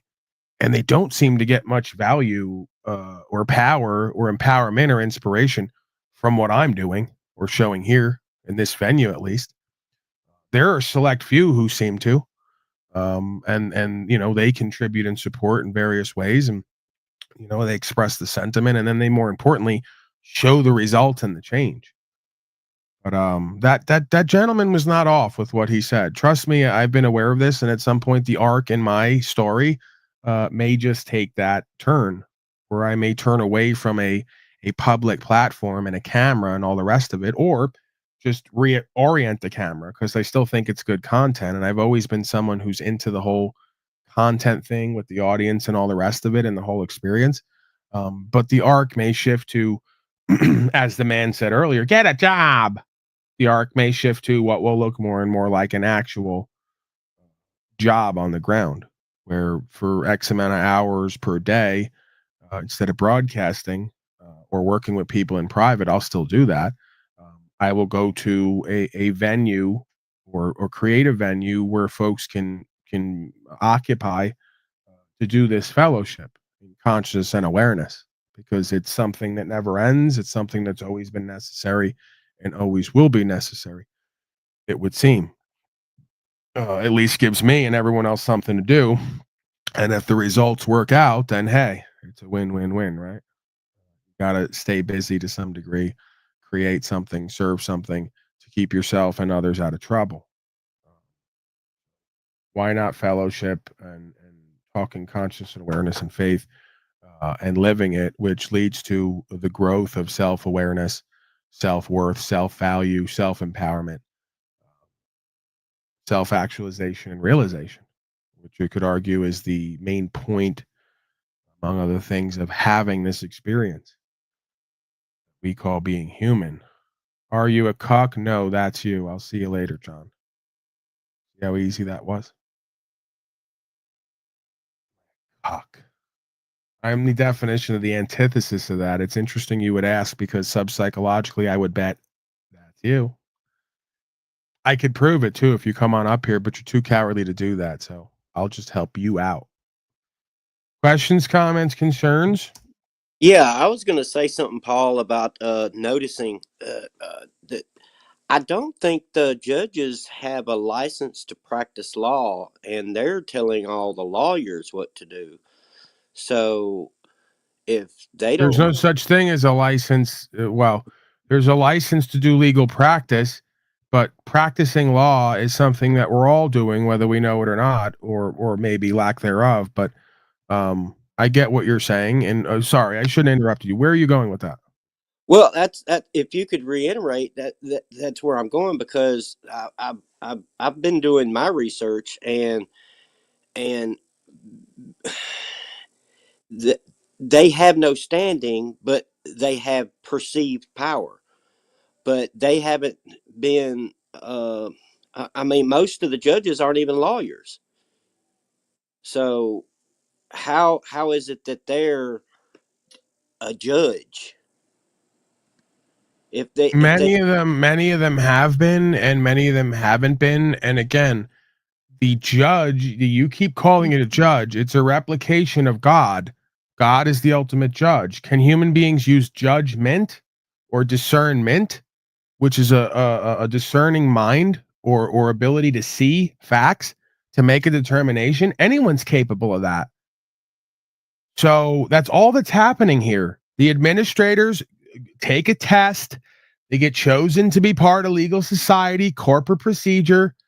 Their aptitude and their competency varies like any other field and profession.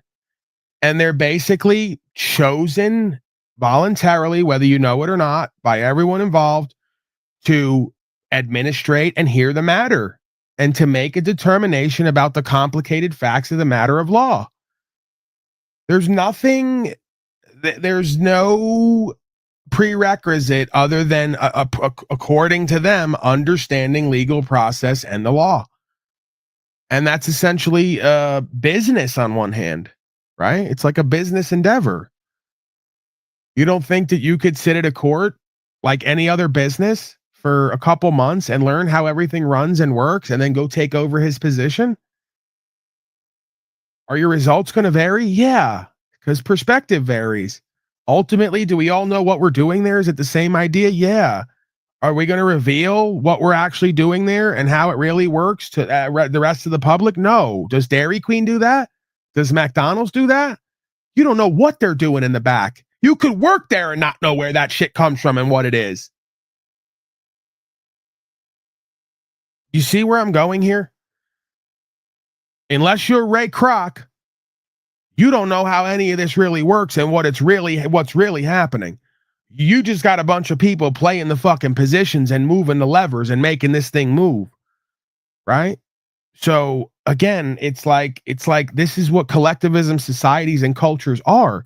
A bunch of regular people plucked, out of their regular position to fill these corporate positions and man the levers and make determinations on the complicated facts of the matter. All across this land, there's a district manager who doesn't know shit about shit, who sat around for 6 years or whatever it was, who learned how to run the location, and they're going to make determinations on the complicated facts of the matter or the law of McDonald's. They ain't Ray Kroc. They don't know what's in that food. They don't know what kind of disease you're going to get from dealing with it. They don't know how badly they're going to get fucked over from a bigger system they're a part of while they're making determinations on the facts of the matter of McDonald's law. Why is it different? People are these chimpanzees. I realized this about myself at some point when I just completely own the intuitional, instinctual perspective that's always been in me. That, oh my God, on some level, I was a duped chimpanzee like the Wizard of Oz. I believed in the smoke and mirrors. These are just people. They're just fulfilling a position. They're just using their power position to dupe you out of realizing and understanding how much power you have with the law and with the words. They're not only not that competent and capable, many of these people are not that bright. I got to tell you, as somebody who's been on record multiple times, 130 IQ, these people aren't really that great at making connections, many of them. They're not very bright people. They're not very well spoken. They're not very communicative. They're not very insightful or inspirational or intuitional. At best, many of them just have common sense. And they're going to use the legal process and procedure and corporatocracy to do their job, which is to keep the county safe. Many of them know the law because they've been briefed at some point by higher ups or at their their training sessions, their colleges. They've been briefed on the law of the land and common law and how we don't really look at that or use that no more because most of the slaves don't invoke it. So this is the rest of what we're doing. And they just go with the rest of what we're doing. And every so often, someone like me strolls through there and reminds them, and then they giggle to themselves. Oh man, this was day 101. I remember my teacher, Mr. Smith, told me that the law of the land is this and the common law is this. And you better hope that some man don't ever show up and invoke it because you're done. Just took all your power away as a playing God administrator. See, it's public trust. Without the trust of the man or woman identifying as a public entity in front of you, you don't have any power.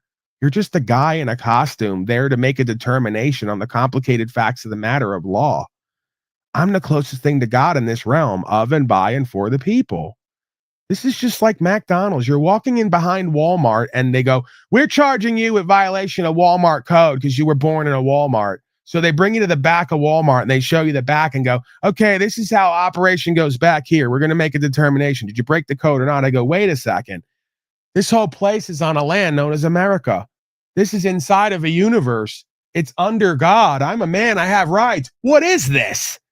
And they go, oh, we got one who can see. They chuck you out the back.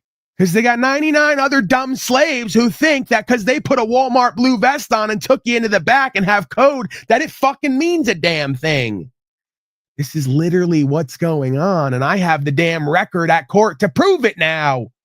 You can't say this is me whistling Dixie. You can't say this is sob sit mumbo jumbo. That's another reason I had to do what I do and continue to do. So people know I ain't just up here running my fucking mouth, talking out my ass. I got a record a mile long showing when you put this truth on record at court and when you see beyond the veil, they gotta chuck you. And I got a list as long as my arm of motherfuckers around me who've gotten the same results.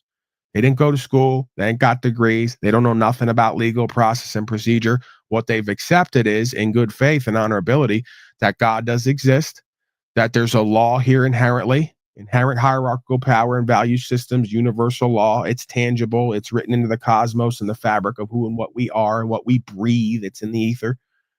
And that if you invoke that and you conjure that and you uphold that and you activate that and you present that 9 out of 10 times, there's nothing in this realm that can overwrite that. More proof of God, by the way. Now, the issue is good luck trying to get the average person to see that, feel that, live that, understand they're a part of that completely and show up in a way that moves everybody in the room to realize that. Your thoughts, Timmy the Jew boss, bloodstained for the Lord? Yeah, I mean, this happened to me the other day. I told you guys I was doing something here, and I was excited. It felt like Christmas. It was like the Law Super Bowl for me. And so I'm not gonna go into the details now. Maybe after, when there's an actual concrete result, I will. But essentially, doing something at the embassy over here, and funnily enough, the guy that's at the desk there, he's from Queens. And so I bring in my paperwork to him, and he's like, and I gave it to him. And then he goes back for 30 minutes later. He's like, we're talking about, citizenship, nationality, all this shit. And he's like, yeah, we've been having a debate back there for the past 30 minutes. Nobody's ever done anything like this before. You know, the embassy's been here for 25 years. Wow. And you know, and you're honored by that, Timmy. That's what you live for knowing that you're one in every 10 million, every 25 years, not a slave, actual man who's living the truth. You love that shit, just like I do. It was great. So there's progress there, and we'll see what happens at the end. And it's funny because as your boy Blockhead says, let the written word stick and the spoken word fly, right? So it was mostly on a paper already, but then when I was talking to him man to man, I'm like, because he's like, what's the evidence of these beings of yours? I'm giving indirect. These beings of yours, being nationals, and I'm like, this is my wife, this is my kid, this is my project. Hey, you see that thing right there? It came out of her vagina. I'm like, and she'll testify at any court on any land that that's the case, and so will I. Stress. I'm like, this is like done, right?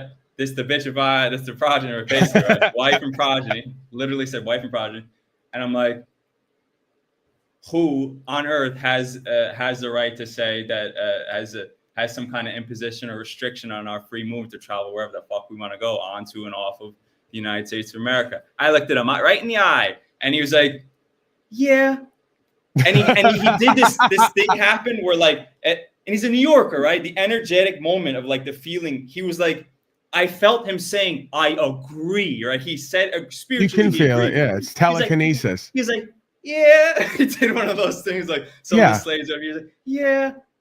Folks don't understand telekinesis exists. It's not a superpower in a movie. They write movies off of our experience. When your discernment and conscious and awareness is attuned, you know what's going on inside and out of you and everyone else. How you perceive it, what you call it, what you do with it, that's a different discussion. But we're aware. There's awareness of what is. So he didn't get, so it's funny because he didn't get the codification or like the true law / code that he's supposed to be following. He really didn't get it because he's like, well, I don't know, the stuff we do here is blah blah blah. We got to talk to our lawyers in Washington. I'm like, go ahead, and but ultimately, like spiritually, he knew. He's like, what you're saying is fucking obvious. So, that's why the code never matters, because when you get them down to the fundamental truth of our beingness and existence, the code goes right out the window. They know it and I know it. Hey, guess what? If the code doesn't go right out the window, you know where it goes from here. Right. They know where it goes from here. They've seen history. They know in the back of their mind, they know what happens. Hey, if we don't observe Timmy out of 1 out of 7 billion humanity and his claim put on record here, we know where it goes. It goes to a code world where there is no more value for life and humanity. There is no more personal choice. And you're going to start to see human beings used as experiments. It's already happening. We're going to start to see the planet be used as an experiment. It's already happening. So they better get their ass in line for themselves and their children. They better get their ass in line for their karmic consequences here. It's not about you. It's not about me. At the end of this, it's about all of us or none of us. So you didn't get the response back. I'm looking forward to the response. I got about a 95% chance, intuition that they're going to tell you you're absolutely right, Mr. Carini, and you're more than well within your rights under God to do whatever you please, as long as you're not creating a threat to any of these organizations. Right. And the subcontracted public that doesn't know its ass from its elbow. Yeah. The same way that this is why I say I contend with the right paperwork and the right status and standing and the understanding of your court that can be brought anywhere. You could bring guns to anywhere. If you contact the right king and the right official, and again, I'm not saying you should need to do that, but these folks should say shit. Oh, you can't have none of this here. Can you? Because I guarantee when we go talk to like 30 people up top, they got all that and more. So they could do do whatever they want. They understand divinity. You don't. That's not for you, untouchable slave. That's for them and for everybody who understands it. So I'm going to link right with them and go, hey, these dumb slaves don't understand who and what they are. That's cool. Keep them where they're at. I'm coming in to smoke hash and have a Diddy party and carry a gun. What's up? And they're going to go, yeah. and they're going to try to keep me to like let as few people as possible know what their actual rights are and who they really are, what they're connected to.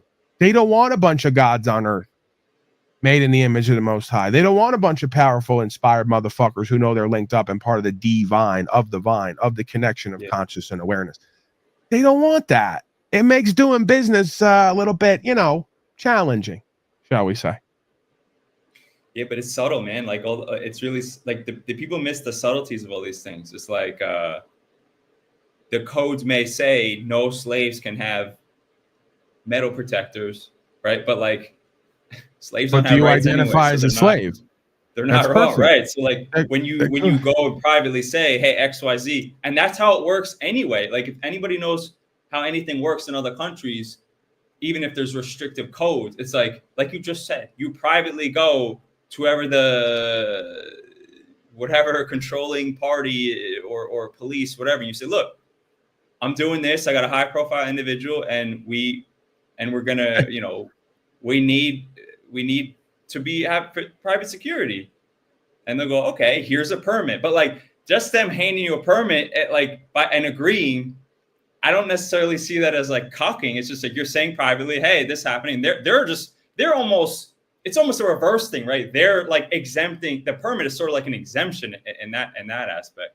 And they're just saying, look, this one is not a slave. So, but yeah, because if everybody saw that the code, right, they don't want to say, hey, this code is only applied to slaves, and you guys ignorance of the law is no excuse. So, right. I don't have to tell everybody else. That's like every code on this land is written all persons shall. The reason that I can get dismissals is because it has to apply to persons. What's a person in Latin? A mask wearer. What is it also? A man or a woman who owes an allegiance, a duty, an obligation to the society in which they're a part of. What society is that, pray tell? The legal society that uses legalese. Oh, I'm not a mask wearer. I'm not an actor. That's you. I'm not a part of the legal society. That's you. All you need is a good that's you at court to get the fuck up out of there. Right. Who'd have known Talcott taught us indirectly some shit through his narcissism, deflection, obfuscation that works at court every time. Bro, all this shit that you're trading on here is for you and people like you. It ain't for me. He hit me with he was like, yeah, I was reading the codes while we were talking to me and this guy. And he was like, yeah, I was reading the specific definition. He was like, all citizens are nationals, but not all nationals are citizens. I'm like, yeah, that's you. That's you. That's you. When the sheriffs came down, when I was on Trustland, I showed you guys the video. They came up to me, they go, and they were very cordial and courteous. They said, Paul, could we ask you what you're doing here? They first asked my name. They said, could we ask what you're doing? I said, listen, I got property up the way, but I can't get there because the road is flooded out. So I got to stay here for maybe a week or two. I said, I don't really want to be here, but guess what? I'm here. They said, well, this is Arizona trust land. I said, yeah, right. Arizona trust land. It's not state of Arizona, is it? No. Well, I said, do you understand the difference? They said, no, enlighten us. I said, well, the state of is a corporate entity.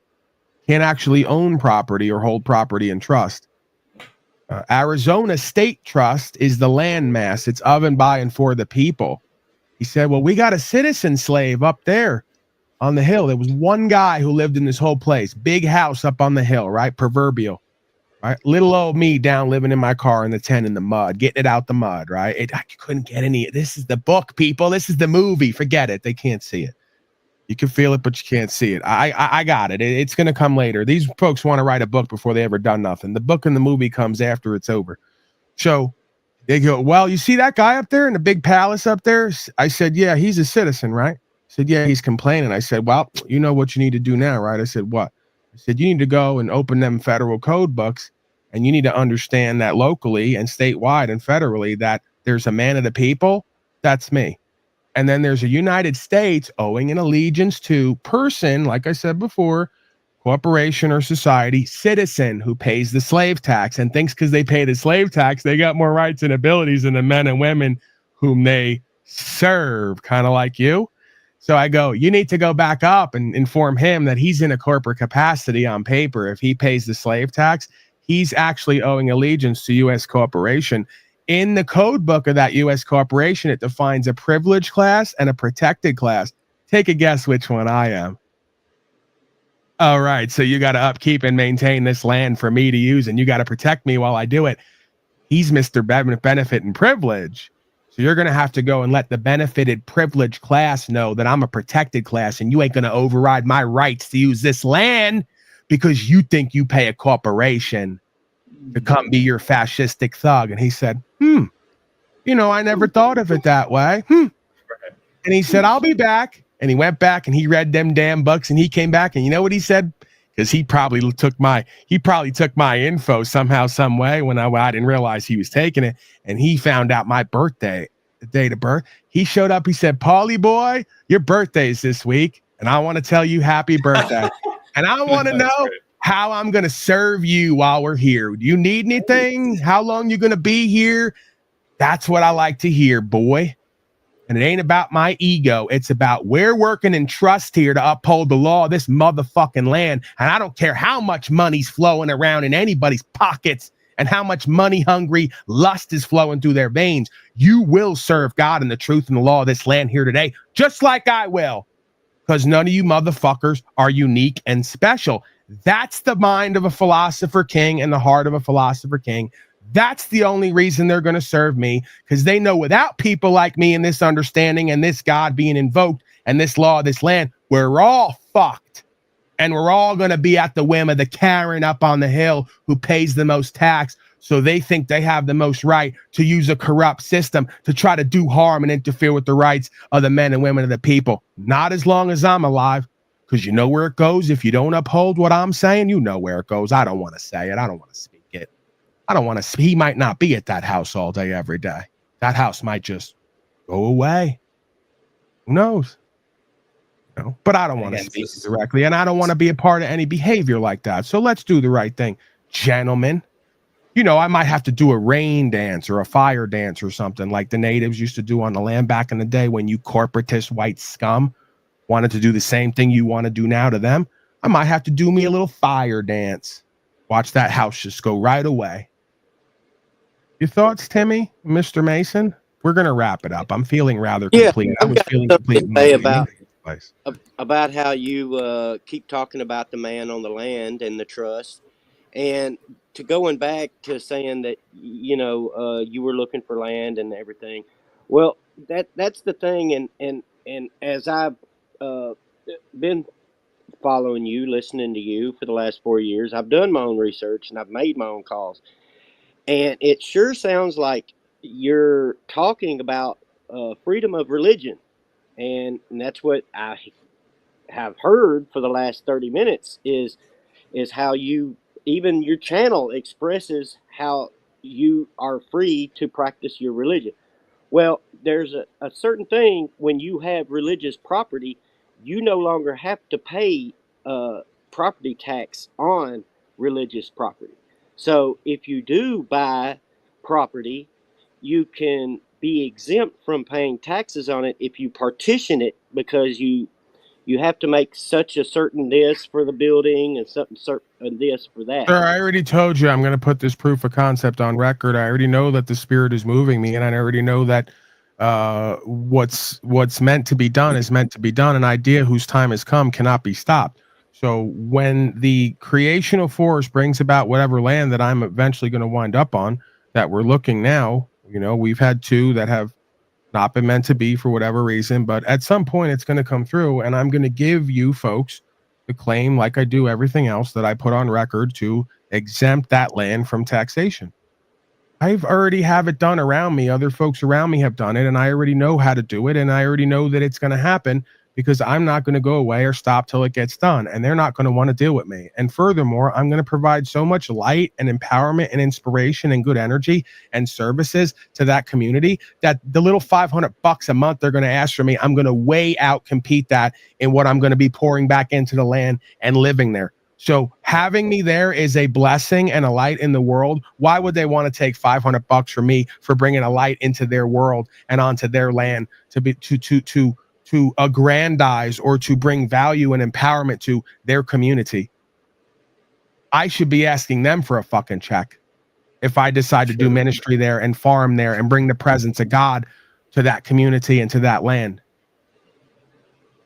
That's fast. And of course, I'm not going to do that. So I can't see why they would do the same.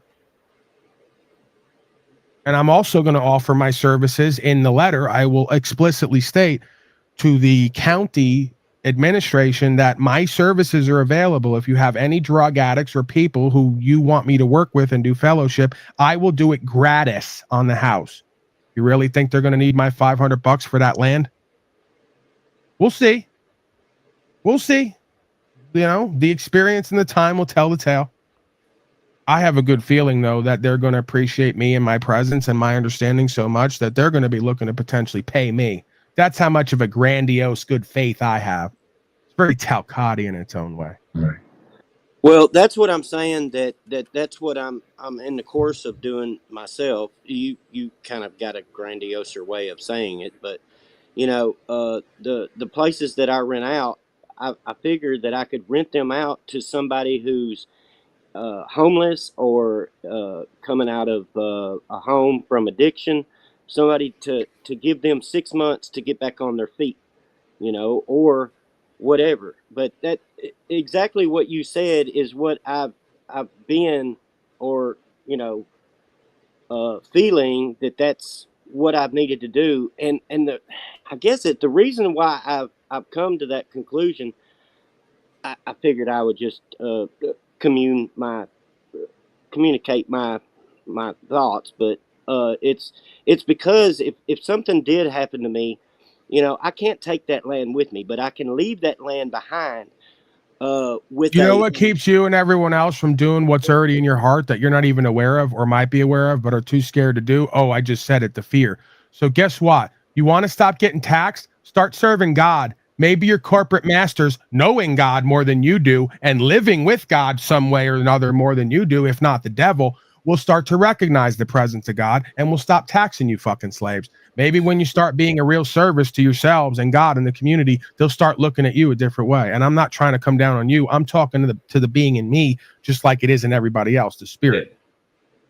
Yo, they have no fear. They have no fear attempting to send you an offer and say, "Hey, I was send us $500 a month." Right? They have no fear to do that. And then they say, "Look, you have so much fear, you can't use that 500 in the best way. So just fucking give it to me. I'm gonna apportion it somewhere and do something." Bring your with camera what the down, fuck, Timmy. What the fuck you think the Vatican is doing? What do you guys think on the Roman Empire? They're saying you guys can't fucking deal with your bodies. You guys are acting like children. Just give us your bodies, your currency, your fucking life force, and we'll do something for you. We'll generate electricity. We'll build shit. We'll build the fucking machine so you can survive. That's all they're doing. I suppose. I speculate. That's why they say, "Oh, you're lost at sea. I'm gonna salvage you. I'm gonna go fucking work at McDonald's.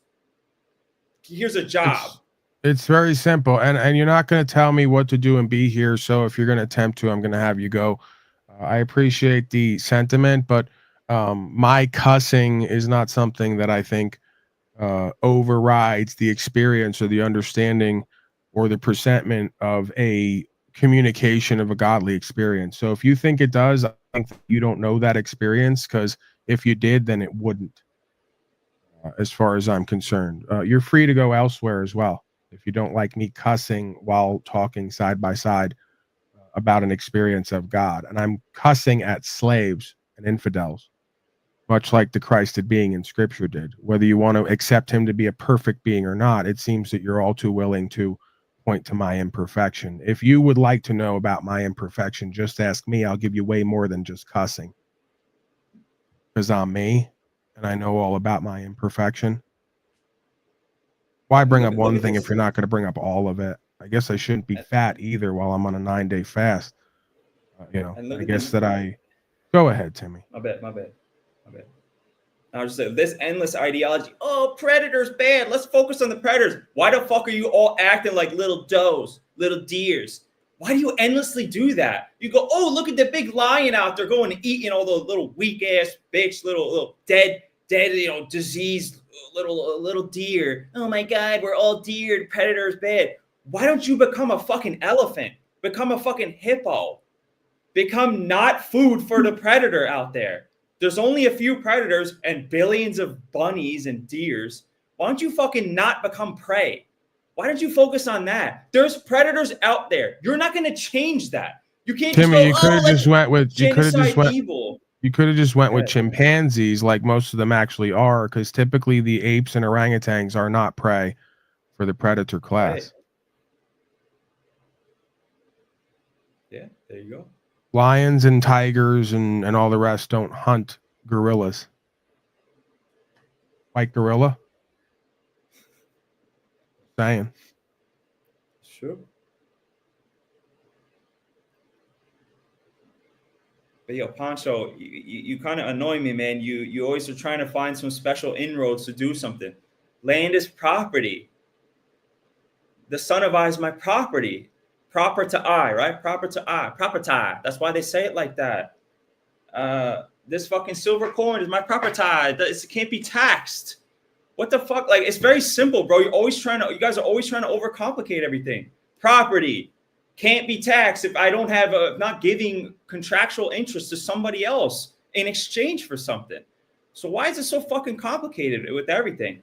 I run my businesses with not paying tax to some third party. Why is that? Because it's private. I don't got to say I'm from the Matumbo tribe and through that gives me some special exemption according to your codes. Like, what the fuck are you even talking about? I get it, the religious or spiritual aspect. That's at the core of it. But it's a claim. I got a superior claim. It's private. What the fuck? It has nothing to do with you.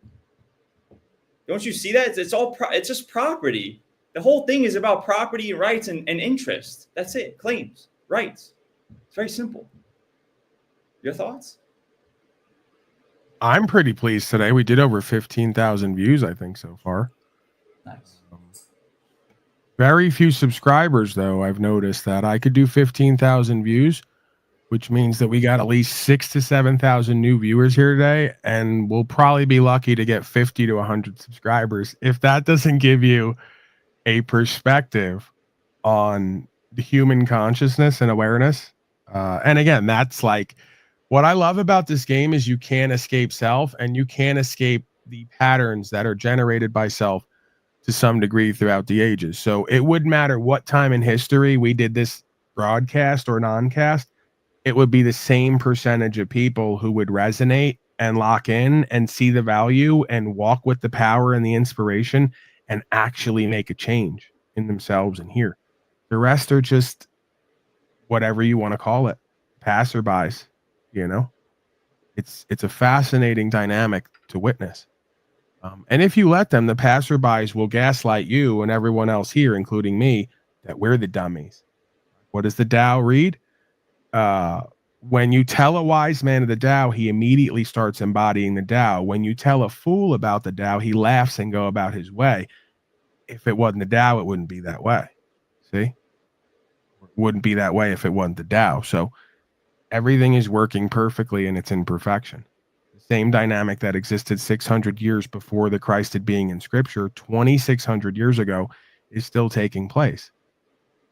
The average foolish, statist, corporatist, fascist slave paying for their own genocide and slavery laughs and giggles at me and everyone else here and goes about their day. Only the truly wise, or the ones who are on the path to wisdom and understanding self, empowerment, inspiration, co-creation, freedom is really what we're talking about here.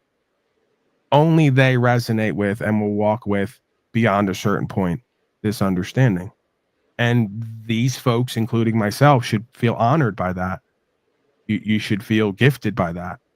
You should feel like you're in communion with a higher sense of self and other folks who are doing the same. That's what community truly is. If it's prosperous, if it's anything worthy of even looking at or talking about. So that makes me feel good. That makes me feel like I'm a part of something bigger here.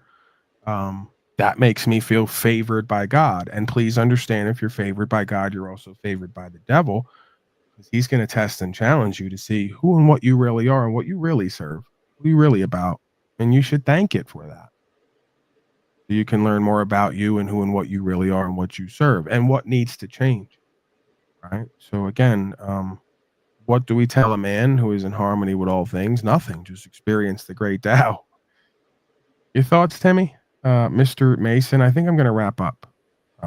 Yeah, final This, words is, for this has me. been a good vibe lately on this broadcast. I'm going to have to start Yeah. fasting more often and communing with that Nice. inner and higher sense of self and just sort of being a conduit for that resonation point. You know, I think algorithm seems to enjoy it as well. Algorithm very, very favoring me along with God recently.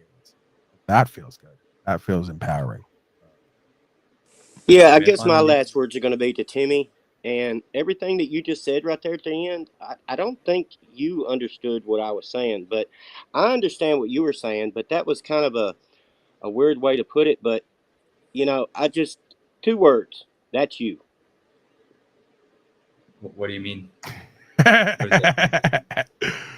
I can't get enough of the that's you. We need more of that's you here. That's you, Timmy. That's you. You don't understand What's it, and what? that's why you didn't understand me. That's you. That's you. No, you're trying to overcomplicate everything, and you won't accept a simple solution because you're fearful. That's you. What's the correct exemption process for me to get church land, for me to do renting, and I got to do this and this and this. If it's yours, you say this is fucking mine. No, that's not. Would you like me to go?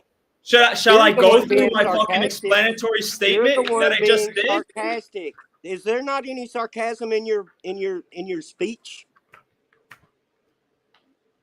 Sarcasm is the lowest form of comedy. If you're attempting to do that, I mean, that's it. But I do that here constantly. That's almost constantly what I'm doing here. So I accept my diagnosis of being a sad individual. They've told me that for many years. My father, all of them, all the people who were pathetic and embarrassing and sad in my eyes, always been telling me how sad I am. Weird, I don't feel sad. I'm sad for you, but I'm not sad like with me and this walk here. Definitely not at this point. What's going on between you two right now? What's happening exactly? What are we? What's the that's you thing? I think he's being a bitch basically, and then it's kind of like half saying that's you and that's you. Go ahead and explain how, tribe. And then he does this thing. That's you. And you're shaking your head back and forth. That's you. Sarcasm. You're trying to be funny, and I see your point, but you don't have to do that in order to get your point across. That's I don't have you. to do anything. Exactly. That's you. That's you. You're adding to a message that I'm listening to, and I accepted it. But you don't have to be a fucking smartass. Well, I feel like the same thing has been told to you for like a year and a half, 2 years now, and it's just not getting through. So, forgive me. Let's just do the same thing we've always done for the last year, 2 years, 5 years, 10 years, 1,000 years. Let's just say stuff and then hope that Pancho gets it. Let's just say stuff to our loved ones. And can we specify here? This is very appealing to emotion, but there's no clarity here. What's the contentious issue? What's the fact or supposed fact that you guys are finding resistance with? Do we even know? That I've actually come leaps and bounds, not getting triggered over the last year. It comes from 30 years of brainwashing, man. But my presentation is what I've had to work on. You know, I've buried 3 family members in the last year.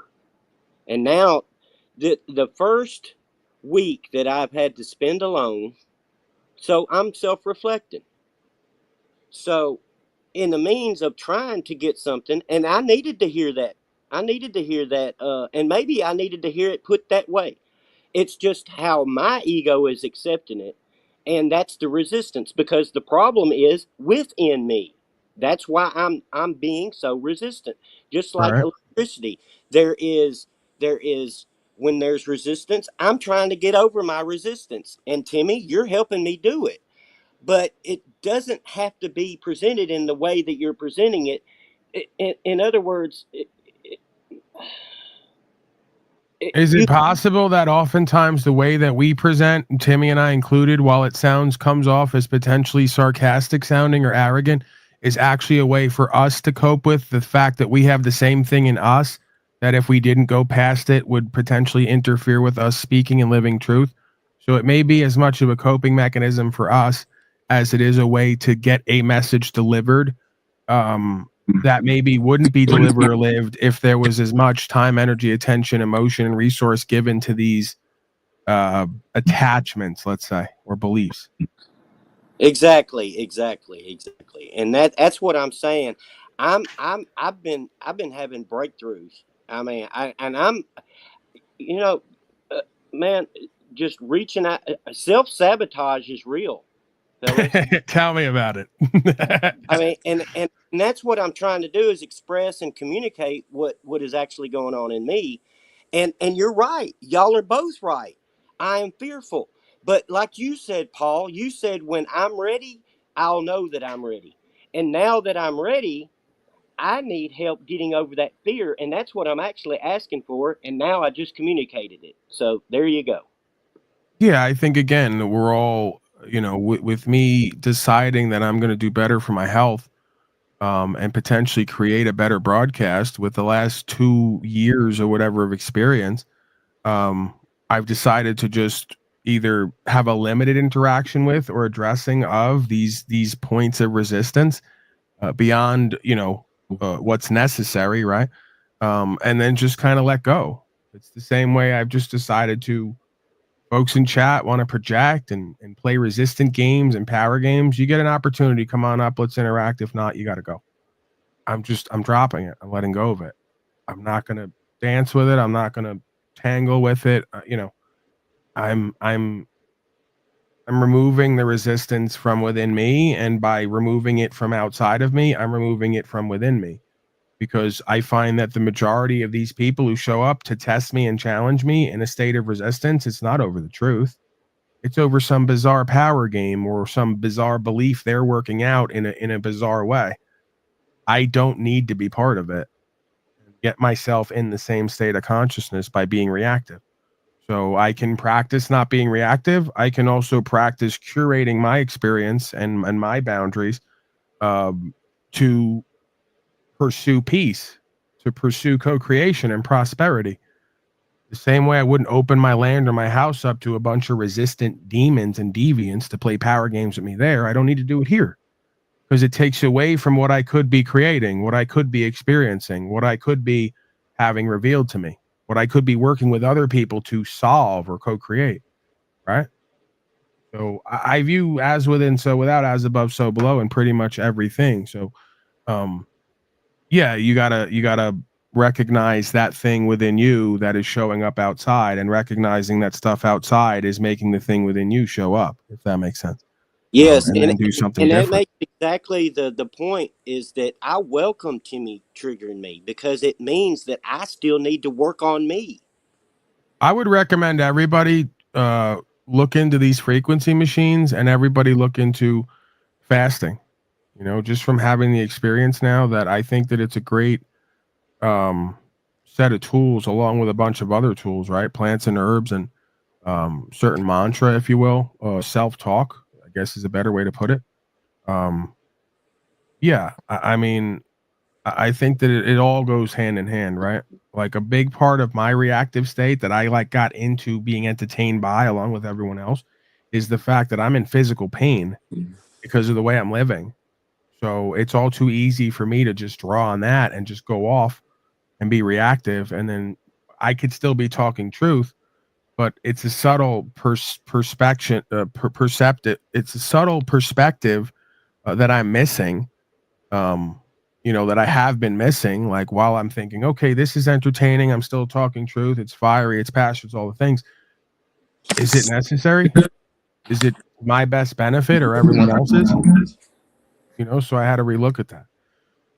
But if nothing else, yeah, I think that when we get back to, again, I've said it many times, but I haven't, oddly enough, while they call me narcissistic and egotistical, I haven't practiced it as much as I could, being selfish to be selfless, right? So to me, some folks might consider, to others, to me, the idea that, hey, I'm not going to eat meat, I'm not going out here, I'm not going there, I'm just going to stick to me and move forward, get my exercise, fast, be involved in prayer or meditation, because it's not really prayer, it's meditation, really. They'll consider that selfish. Paulie's staying to himself. He's only doing what he wants to do with people he wants to do it with. Yeah, I'm creating a movement for myself and others in a track.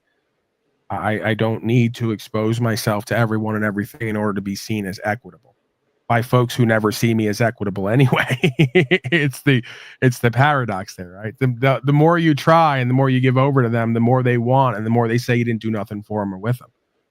So yeah, man, just cutting off all toxic influences, people, places, things, foods, dietary habits, communication styles, attachment styles, ways of beingness. That's seemingly what these times are for, what they call holy day seasons. That's what it's supposed to be for. Instead of that, you're gorging yourself, you're taking in all this sugar, you're eating like a fucking slave, acting like a rabid animal, spending all this money, going into debt. These are supposed to be times of reconciliation, repentance, reformation, getting back to basics, reforming ourselves and coming up with a different perspective, how to go into the new year, as they say, as a better person than we came out of the last one. So that's what the fuck I'm doing. And I recommend everybody else take these times, especially throughout the year, when there's certain energies are high, and there's a certain sentiment in the ether, in the air. Take advantage of those opportunities and direct that energy toward making a better you, instead of having a better time while you kill you and everyone else around you and destroy what made this place great. So again, this is common fucking sense, but common sense has become uncommon because they're more focused on me saying fucking here and there, while they're literally fucking themselves out of a future and a destiny. They're more worried about me saying that than what I'm actually talking to and about and creating the energy of, or being a portal, as my last name suggests, to the consciousness and energy of and for, right? So the word is inspiration for a reason, in spirit. Give me some final words. I want to get out of here. I'm going to move on with the rest of my night. And of course, there's always tomorrow. We're 7 days a week here. We're over 1,000 days straight. And by we, I mean me. But of course, these gentlemen and others show up from time to time to make it what it is. And I wouldn't have it any other way. Final words, please, gentlemen. Of course, I use that word loosely. I'll go first. I just want to say there was some comment before about like predator prey, that animals only are hunting other. It's not true.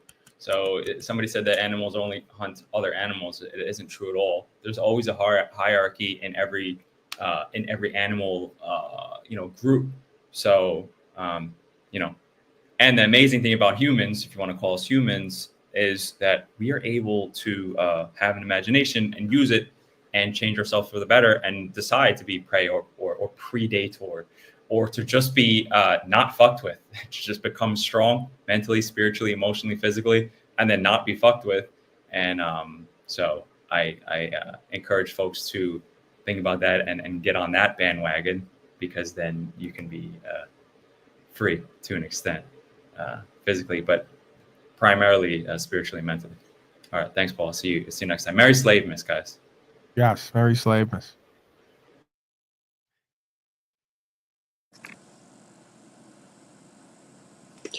Yeah, I'd like to say good tiding and goodwill to all men and women.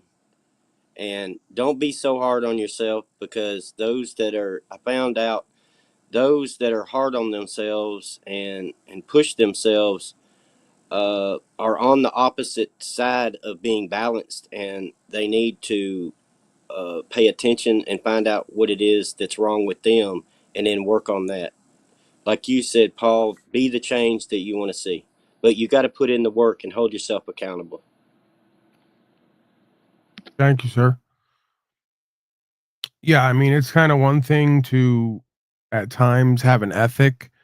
I think that a work ethic is good. I think an ethic like showing up here for myself and others 1,000 days straight is inspiring, not only to me, but to others who experience me as an I am presence. With that said, though, I don't necessarily what I would call push myself. I guess it could be seen that way. There are times like when I've had these health challenges where I've had a lot of pain. I didn't want to do anything, especially a broadcast, but I decided to dedicate myself to doing it. And I didn't want to go back on that. Right. So I think dedication can be good. I think that setting a goal and exemplifying will and discipline are all good things. The question is, are you showing up for yourself and others the way that you could, the best way you could, and doing the best co-creation that you can? And that remains to be seen. So, yeah, times get tough.